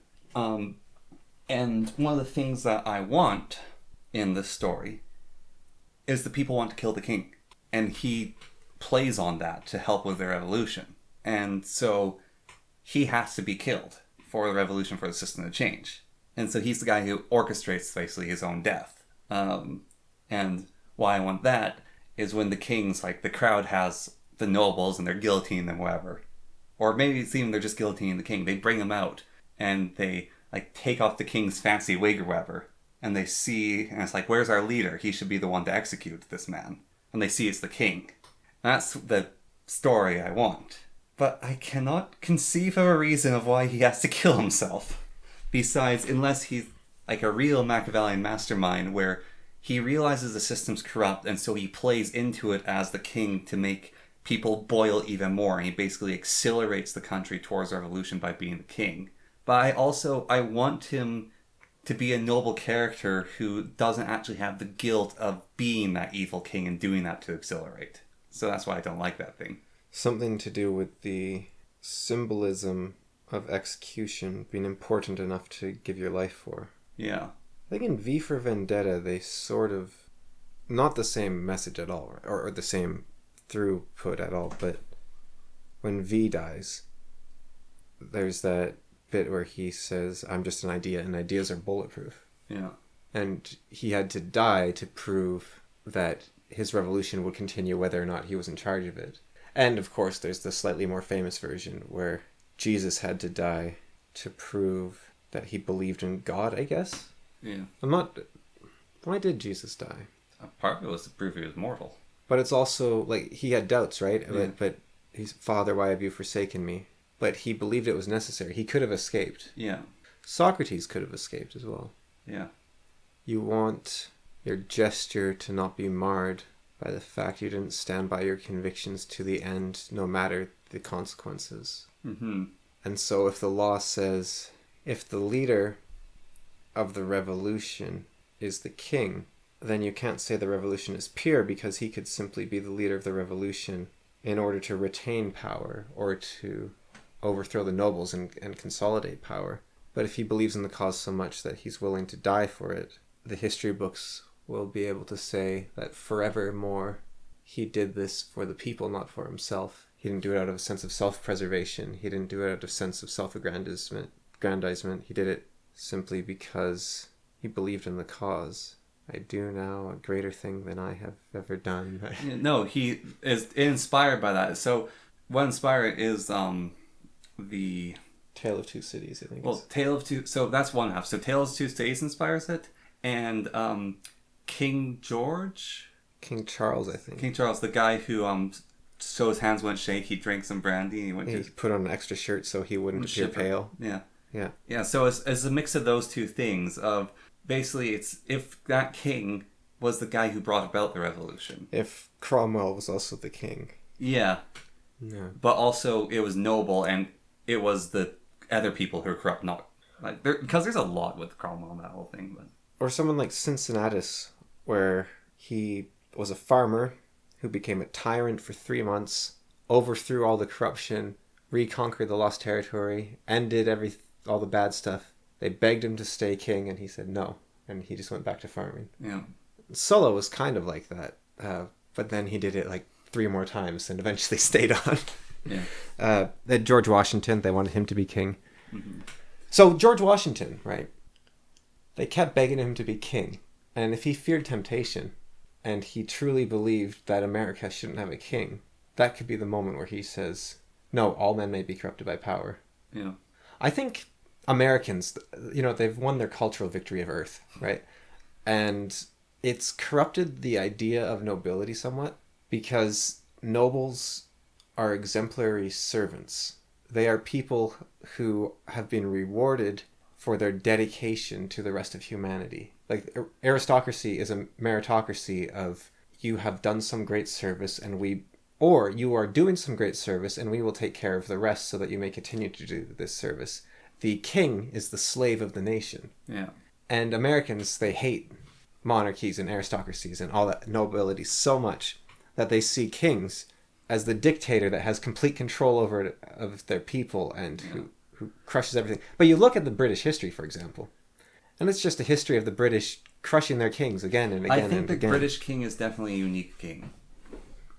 Well, you look at China, whenever they step out of line, I guess if they step a line too far, yeah. Like, the founder of the Ming Dynasty was just some dude. Yeah, no, I guess you're right. Even if he stepped too much, he got caught. And that doesn't mean there's not corruption. Yeah, that's why you have an imperial assassin, and it only targets the king. And those who pay him are the people. You could also, I don't know if it'd be cheating, you could have magic involved, or divinity. So there's the divine right of kings, right? Yeah. And you could say the nation could be in a religious upheaval that says God demands you rule, and you say, well, then I'll put the question to God. Let's see if this guillotine cuts my neck. Yeah. That's actually, the religion's an interesting way to take it. I'm not sure if I want to go theistic with it. And then the guillotine fails. And then he becomes a tyrant for all time. Like, the religion's definitely an interesting way, but I don't think that's the angle I'd want to use. And same with, I don't think I'd want to use magic. You could have like a binding contract or something that... You know, so like that one solution of he becomes an awful king is like, no, he has to be a noble figure. Like, it's tragic that he dies. It's not Machiavellian. It's tragic that he has to die. But he has to die nonetheless. Yeah. And so that's why it can't be him being Machiavellian. Is King Otto doing that in my book? I don't know. I mean, he's the head of the rebellion against him, and he plans to be defeated, to unite the lands against him. Kind of is that message. Yeah. You know what I was thinking? Harry Potter. You're saying I just accidentally stole your book with my thought experiment of a story? There's multiple ways to do it, right? But I was thinking about, I almost want to rewrite the ending of my book, but I don't know if you should do that ever. Sometimes you just need to move on. But what I want to rewrite is not to change anything that happens, but just not to show as much of it. Now, I think it's already confusing, but there's a certain degree of... you look at Harry Potter or Malazan Book of the Fallen, and the authors are so patient, they will reveal something like, this is why they did this 7 books later. Yeah. And that patience, it doesn't feel like, here's all the answers at the end of the book, bye. Yeah. And I didn't give all the answers, obviously. But I feel like the whole, we will surrender to them, like that's a big, big deal. And maybe it shouldn't be, or maybe that was a lie. And I'll double subvert. Yeah. No, the king thing's a weird story for me. Because usually I come up with a world or like magic or something else, or like a character as idea for a story. But that's the one where, that's like the only one where I actually have the story, but I have no idea how to do it. Like, I have the whole plot, basically. Like, everything that's important in it is there. But I don't have a world for it, I don't have characters in it. It's, like, besides the main character, I guess, the only one that's there. How can you make an idea a reality? I think that's the way to write. Mm-hmm. Might be. Well, there's probably multiple ways. Yeah. But I really do like the idea of, like, you look at all the great works, right? Like Dostoevsky, and he's the only one. And his book is basically like the Brothers Karamazov. He's written a bunch of books, but that book is, how do I give the strongest argument against God while still believing in God with all my heart? Yeah. And his other book, what was it called? Crime and Punishment? He has The Underground Man as well. But the one about a man constructs a 100% justifiable murder and then commits it, and he gets away with it 100%. So he had every reason to do the murder. He had every ability to do the murder. He does it flawlessly, and the entire world is made better for the act of him doing it, and the man is destroyed by his conscience. Yeah. And so that's how Dostoevsky seems to write, is here's an idea, let's explore it and see what and so I do think that is. Now another thing you can do is say, like Brandon Sanderson, here's a cool magic system, now I will pour... Well, that's how I usually come up with stories, so that's why I'm saying this one's quite different, because this is an idea. But here's a cool magic system, now I will pour my soul into the world of this magic system and hopefully... But I'm not... There can be 10,000 magic systems, and you'll get sick of them after a while. Yeah. But I don't think you can ever get sick of books written like Dostoevsky. Every single one is exploring an idea of utmost deepness. Well, then I will just change my other stories so they explore utmost deepness. Well, what you can do is you say, I really like this world I had here, and I really like this idea I want to explore here. Yeah. Mesh them. Well, that would not work with my channel's namesake, because the story behind that is there's a mortal who is immortal, who is absolute. How do you kill him? But that's almost exploring an idea. Yeah. That's why do you want to do it? What motivates the people? What is...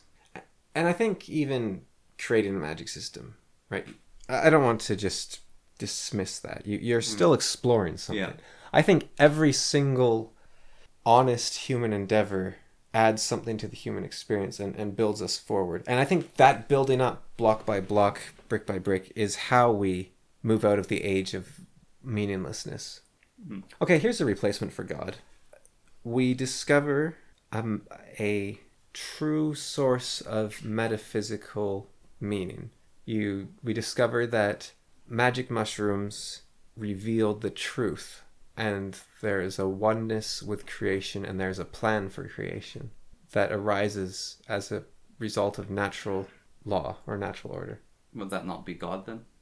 Does God require faith? I think a lot of people aren't faithful that are religious, so maybe not. Well, that's like the name of a band album. Might as well add this. So on a previous podcast a little while ago, Yeah. we had a long discussion about belief. Yeah. And to me it sounded like you were describing faith rather than belief, possibly. And so my question is, what is your definition of faith? And what is the difference between belief and faith? What was my definition of faith? Because we were trying to define belief, right? You said it was like knowing, but alternative to knowing. Yeah. I could have been wrong. I can well, I don't know, because Let's see. Belief and faith. I can give you my definition of faith to begin with. No, don't muddy my water. All right. Piss in your apple juice. Yeah. Faith. I have faith that things will turn out. I have belief that things will turn out. There is a difference, is there, for me? Faithful is following through with something and keeping to the straight course. You can't be beliefful. Or beliefful doesn't mean that. Following through the course. I have faith in you. I have belief in you. I'm actually having a really hard time distinguishing between the two besides that statement of being faithful. So faith is the promise of belief. It's the contract that upholds both ends. Can't you have faith that things will work out without believing they will? Like, belief is saying that, to me, that you know they will work out, but you can say, I don't know, but I have faith that they will. I don't know, but I have faith. True enough, yeah. But then, is your faith false? Is your faith false if you don't believe it? Or can you say faith is believing there's an order to things, but belief is specifics about that order? So I could have faith that there is a plan, but belief would be, this is part of the plan, this is part of the plan.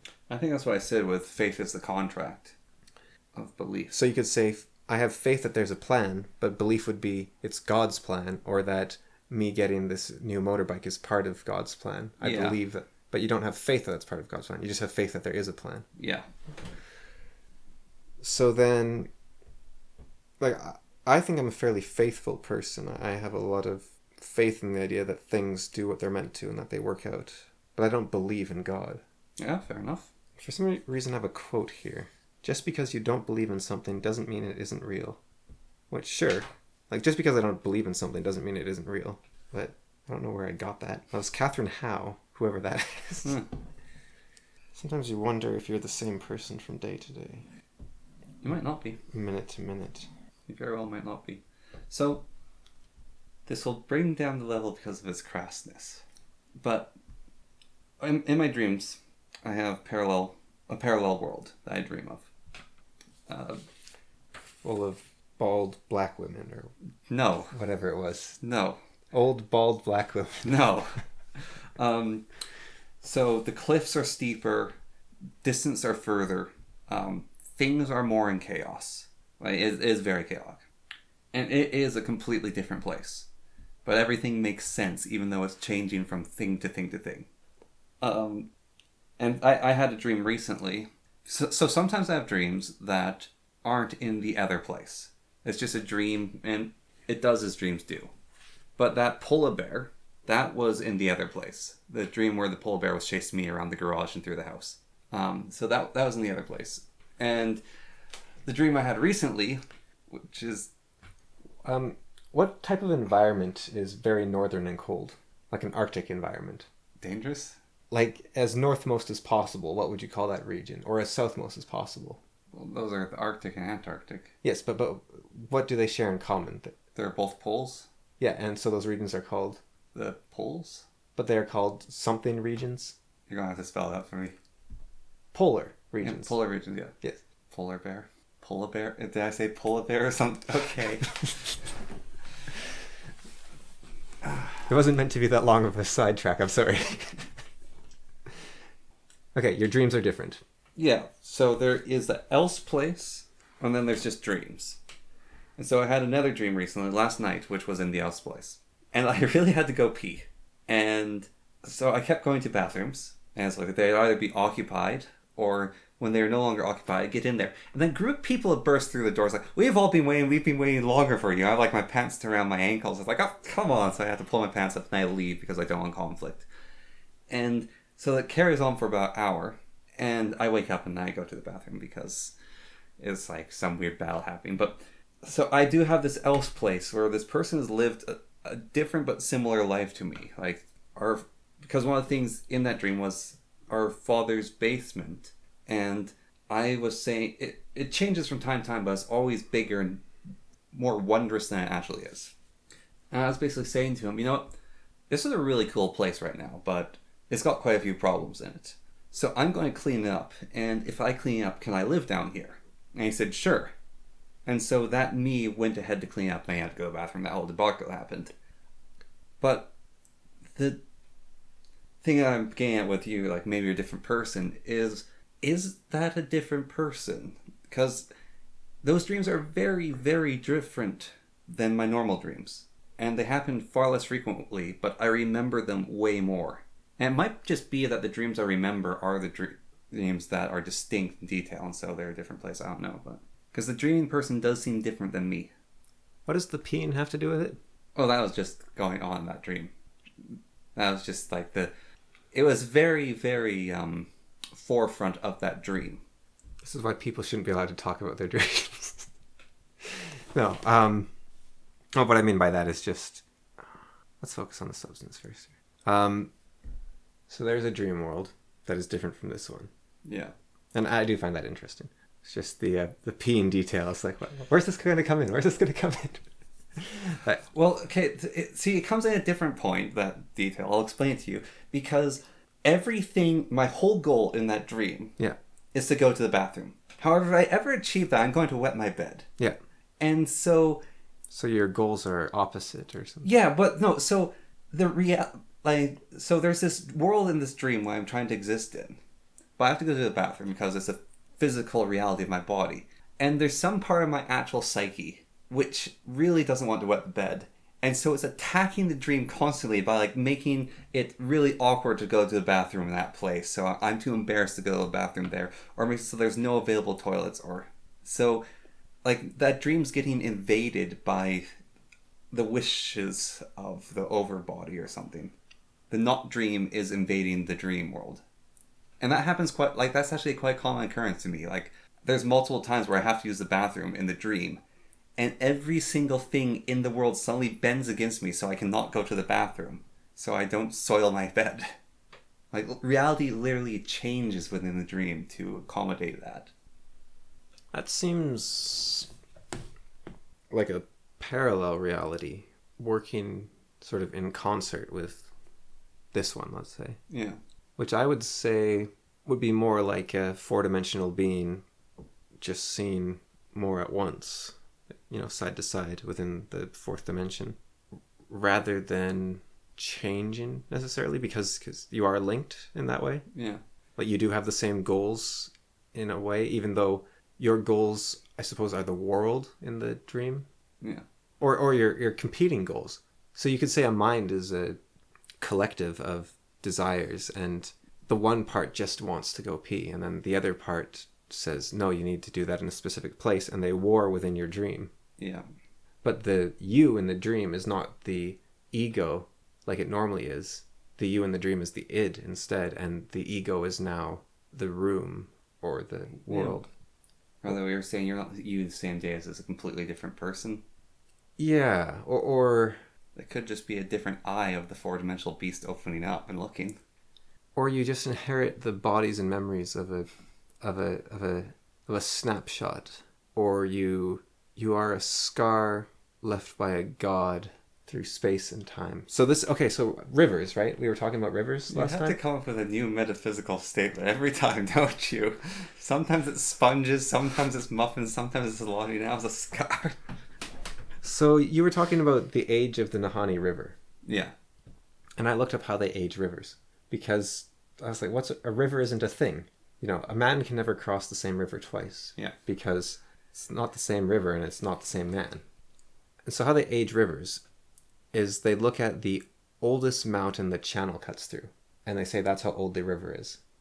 So the oldest rivers on Earth are like the Grand Canyon River and the Rhone in Europe, and there's a few others. There's some rivers that are older than the oceans and seas. Some very old rivers. And my thought on that was that, so a river isn't water, it's a temporal scar on the world. Yeah. And so if the same man can't cross the same river because the water flows by and the man changes, then a man isn't the water, or in this case, the body, mind, soul, spirit. That is the channel they carve. And so if you look at that channel through time, then a man is a four-dimensional channel through time and space. And so when you look at you look at a river, right, and you say this is the river, you're actually looking at the scar it leaves, right? You can't actually look at a river. And so when you look at a man, you can't actually look at a man because you don't know where they're going. We talked about this last time. You don't know where they're going. You don't know where they've been. You're looking at a scar. And so you could say that a person is a scar through time and space left by a god, like I said. But that means that the thing that is thinking and writing me weird quotes moment to moment was the water, not the scar. And so you are not the same. If the man is, say, the water and the scar is the god, then you are not the same man from day to day, because that changes constantly as it flows through this divine scar. But you are, or channel, but you are maybe you still are the embodied god within, or something like that, or demigod. You don't want to be blasphemous. Perhaps. So you're measured by your outlines, not by your being. Yeah. And so that means, so like with electricity, you're not the same. Your amplitude changes as you move along, even though the wire is all one wire. The mouth of the river moves if you look at the mouth as being the entire channel, and so it bends and turns if you follow the river down. Yep. Okay, maybe I should clarify. Imagine you're a sausage inside a 5-dimensional pie factory, right? And now the pie factory, they're making Saskatoon pies. But you're a sausage. What's a sausage doing in a Saskatoon pie factory? It's crazy, right? But the reason is that the devil has invaded the factory. The devil, he's a harp player. And you know what music does to Saskatoon? You're talking like you're describing a dream right now. No, because, okay, what I don't like about dreams, I can conceptualize it a bit clear. When people talk about dreams, there's some fascinating things in dreams. Yeah. And there's some great lessons to draw from them. The problem is that people will want to bring in the instance of the dream, but they will focus very much on what color their shoes were in the dream, rather than the bit they actually wanted to tell me about. Because now maybe there's some reason that was important to them, but they'll say it was my house. Well, it wasn't quite my house because one of the shelves was different. So I don't care. Just tell me what happened. But maybe in an act of humility, I could say that those detail changes are important somehow. It's just they don't know why. In that thing there, that turned out to be important. That I had to go to the bathroom. Yeah. Yeah. And so maybe I should have been a bit more humble in that moment. Well, no, you pushed me to talk about because I didn't think it was relevant to the whole thing, but it turned out to be. But if you didn't think it was relevant, why did you bring it up? Rather than say, there's a dream world I go to, which is like ours, but unlike ours. Well, probably because I did think it was relevant. It's just, I want to bring that up as well. So instead of getting annoyed when I hear people talk about dreams, what you're saying is I should investigate why they're bringing up all these details. Like, yeah. Well, what does it mean that your shelf was different? Why? Yeah. So instead of being annoyed by people, I should listen to them. Yeah.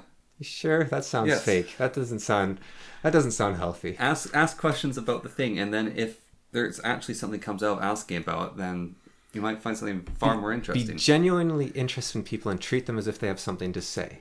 Yes. That doesn't sound like a thing. That's literally how Carl Rogers said to make friends. Is he how to influence people? No, he was the leading psychologist of positivism or humanism. Or maybe I recognize Carl Rogers' name. Just no idea. He's the guy that said how to make a friend. He was the first. So psychology used to be about, you're wrong, how do I fix you? Yeah. He said, how do you be a good person? How can I make your life better?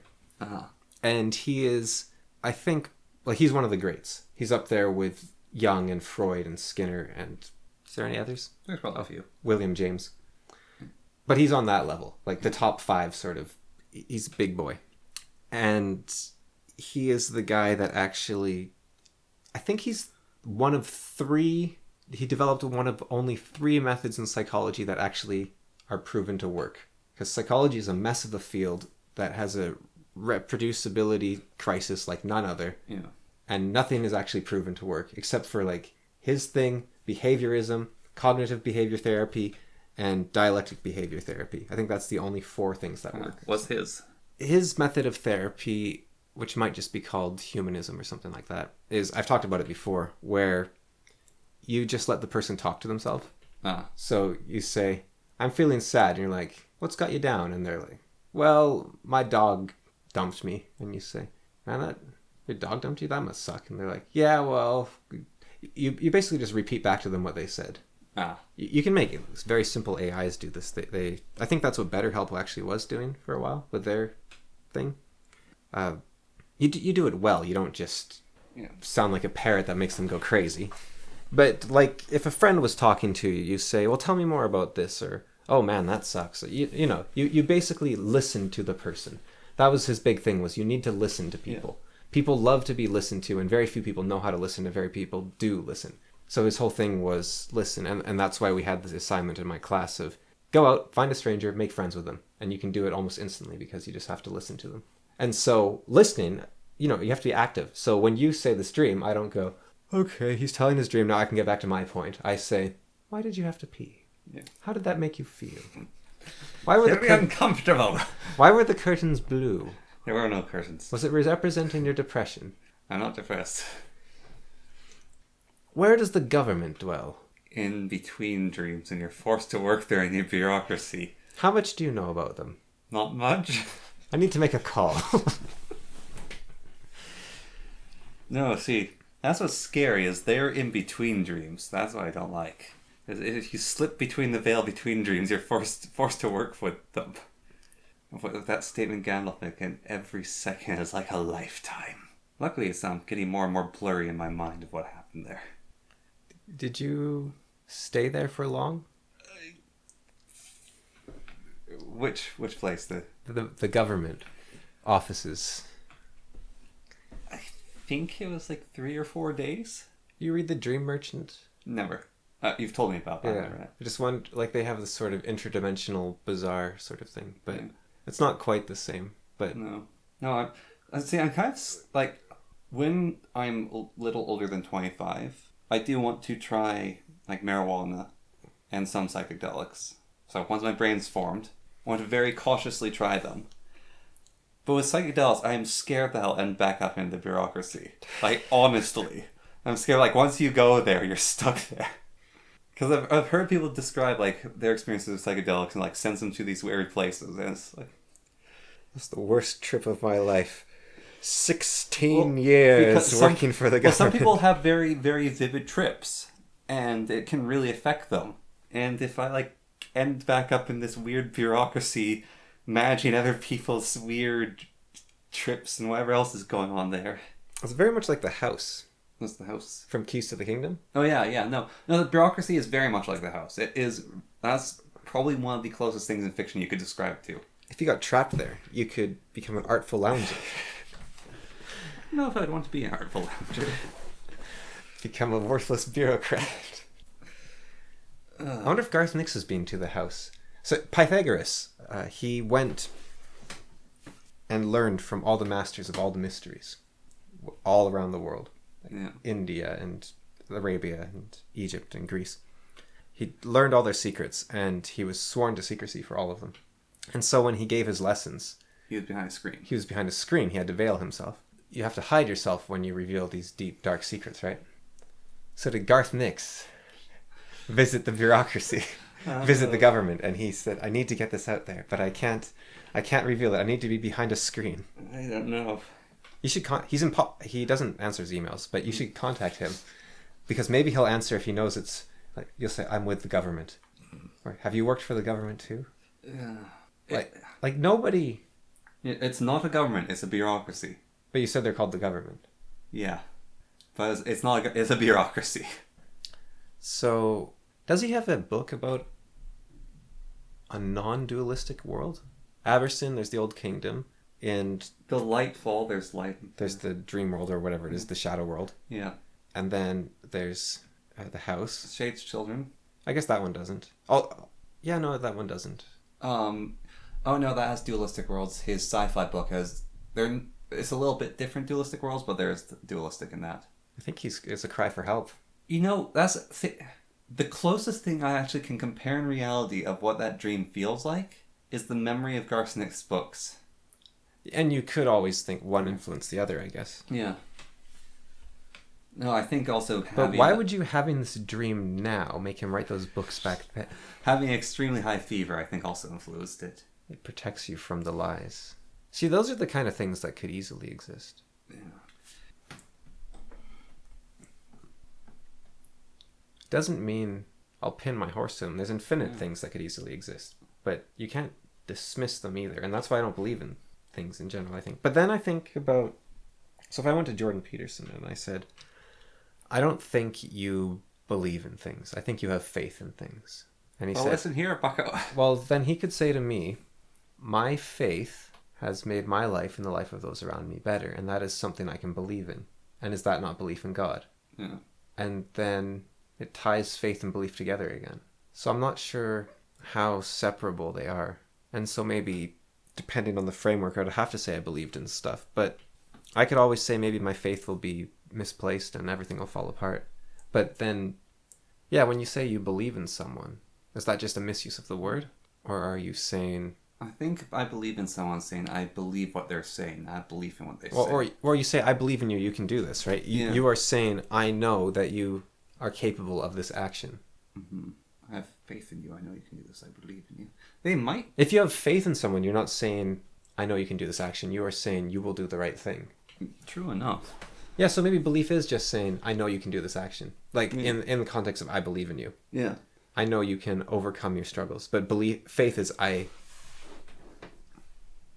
Faith is, I believe you will do the right... Faith is, I think you will do the right thing. No, it's more than... I see why, yeah. Yeah, they definitely interpose each other a little. And why would you have faith without belief? Why would you say things will work out even though you don't believe it?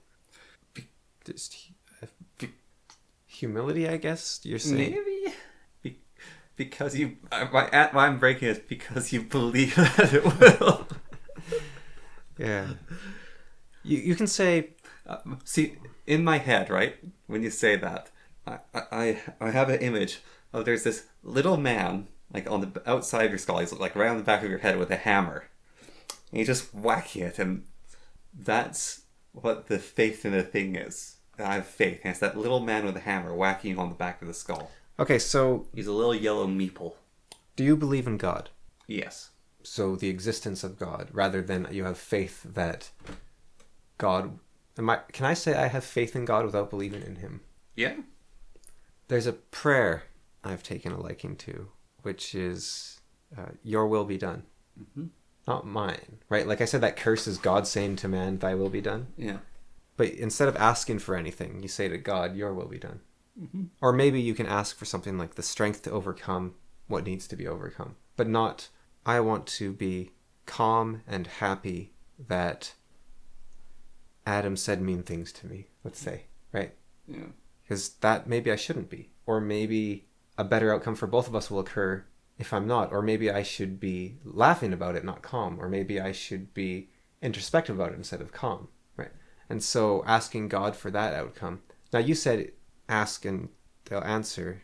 Knocking the door will open, asking you shall receive. And so that does sound like there's a degree of will there.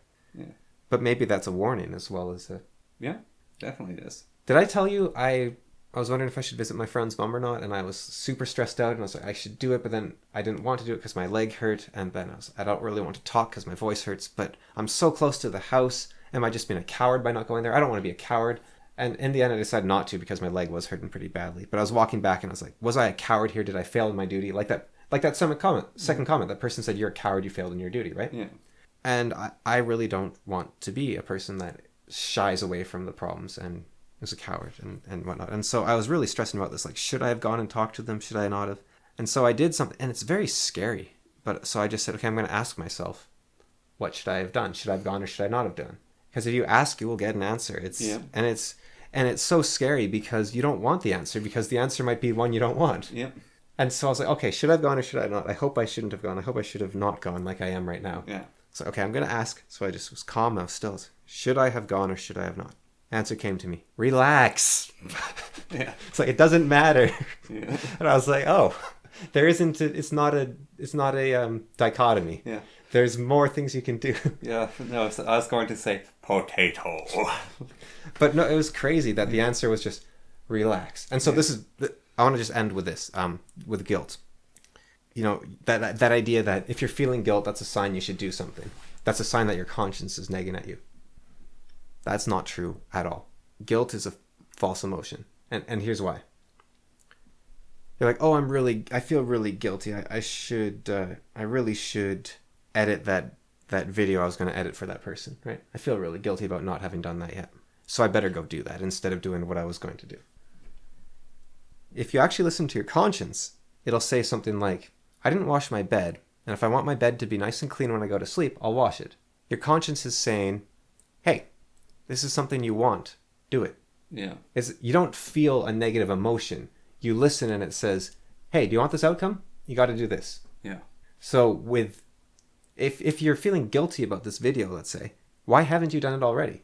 You probably don't want to, or there's something holding you back, or you were actually so tired that, hey, give yourself a break. You couldn't do the video. If you want to get it done, you'll do it. If you don't, then you shouldn't do it. Yes. And that's what you should listen to. I don't think I have it written here, but if there is a strong, you talked about this a bit the other day, but if there's a very strong emotional reaction to a thought or an idea you're trying to figure out, that means you are reliving the idea, and you are not a person capable of thinking about that idea at that time. Yeah. You are just a person trapped in it's the same thing that happens on a greater scale with post-traumatic stress. You are reliving that moment or every moment related to that moment rather than thinking about that idea. And you shouldn't be making any decisions there. You should just feel the emotion and worry about figuring out the specifics later. Yeah. You cannot make a rational decision if you're racked by guilt. And a way to overcome guilt, apparently, or just to relax. You're having troubles. You're like, I need to relax, but I can't relax because I'm thinking, but I want to relax. Use your own psychosis against itself, potentially. This is a work in progress. This isn't necessarily advice to go by, but if it works for you, give it a try. Punish yourself by saying, you know what? Screw you, voice that says I need to clean up my room. I'm going to play video games. I think you talked about this actually, where you have to actually act against negative interjects. An interject is an interjection. You take something in unconsciously and make that your own behavior, even though it's someone else's thought or idea. Yeah. And so you might be thinking they're your thoughts, but they're actually thoughts you got from a movie or another person. The devil in the bush. Yeah. Or another person or a movie, or you had a bad dream and it somehow warped your mind. You can't listen to your thoughts always. No. Yeah. But so yeah, just the guilt. You can't think if you're feeling guilty. And your conscience, and you'll feel guilty about trying to ignore your guilt, but your conscience will tell you what you need to do, and it won't feel this feeling of stress. It'll be this feeling of, do you want this? Then you get this. Yeah. You want this? You do this.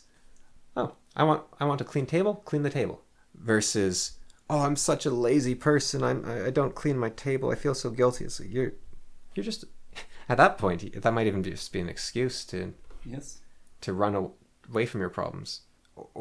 But if you wanted to clean the table, you'll clean the table in a sense. So maybe you don't want a clean table, and maybe that's okay. Or maybe you do want a clean table, and you should be cleaning it instead of feeling guilty about not doing it. Yeah. But, yeah. Well, good. I feel your pain now with your long list. Oh, I've barely scratched my list. Yeah, I know. Fine. So we're... Nothing that can be tied in there. Not really. They could have at one point, but that moment passed because other things were more important. That happens.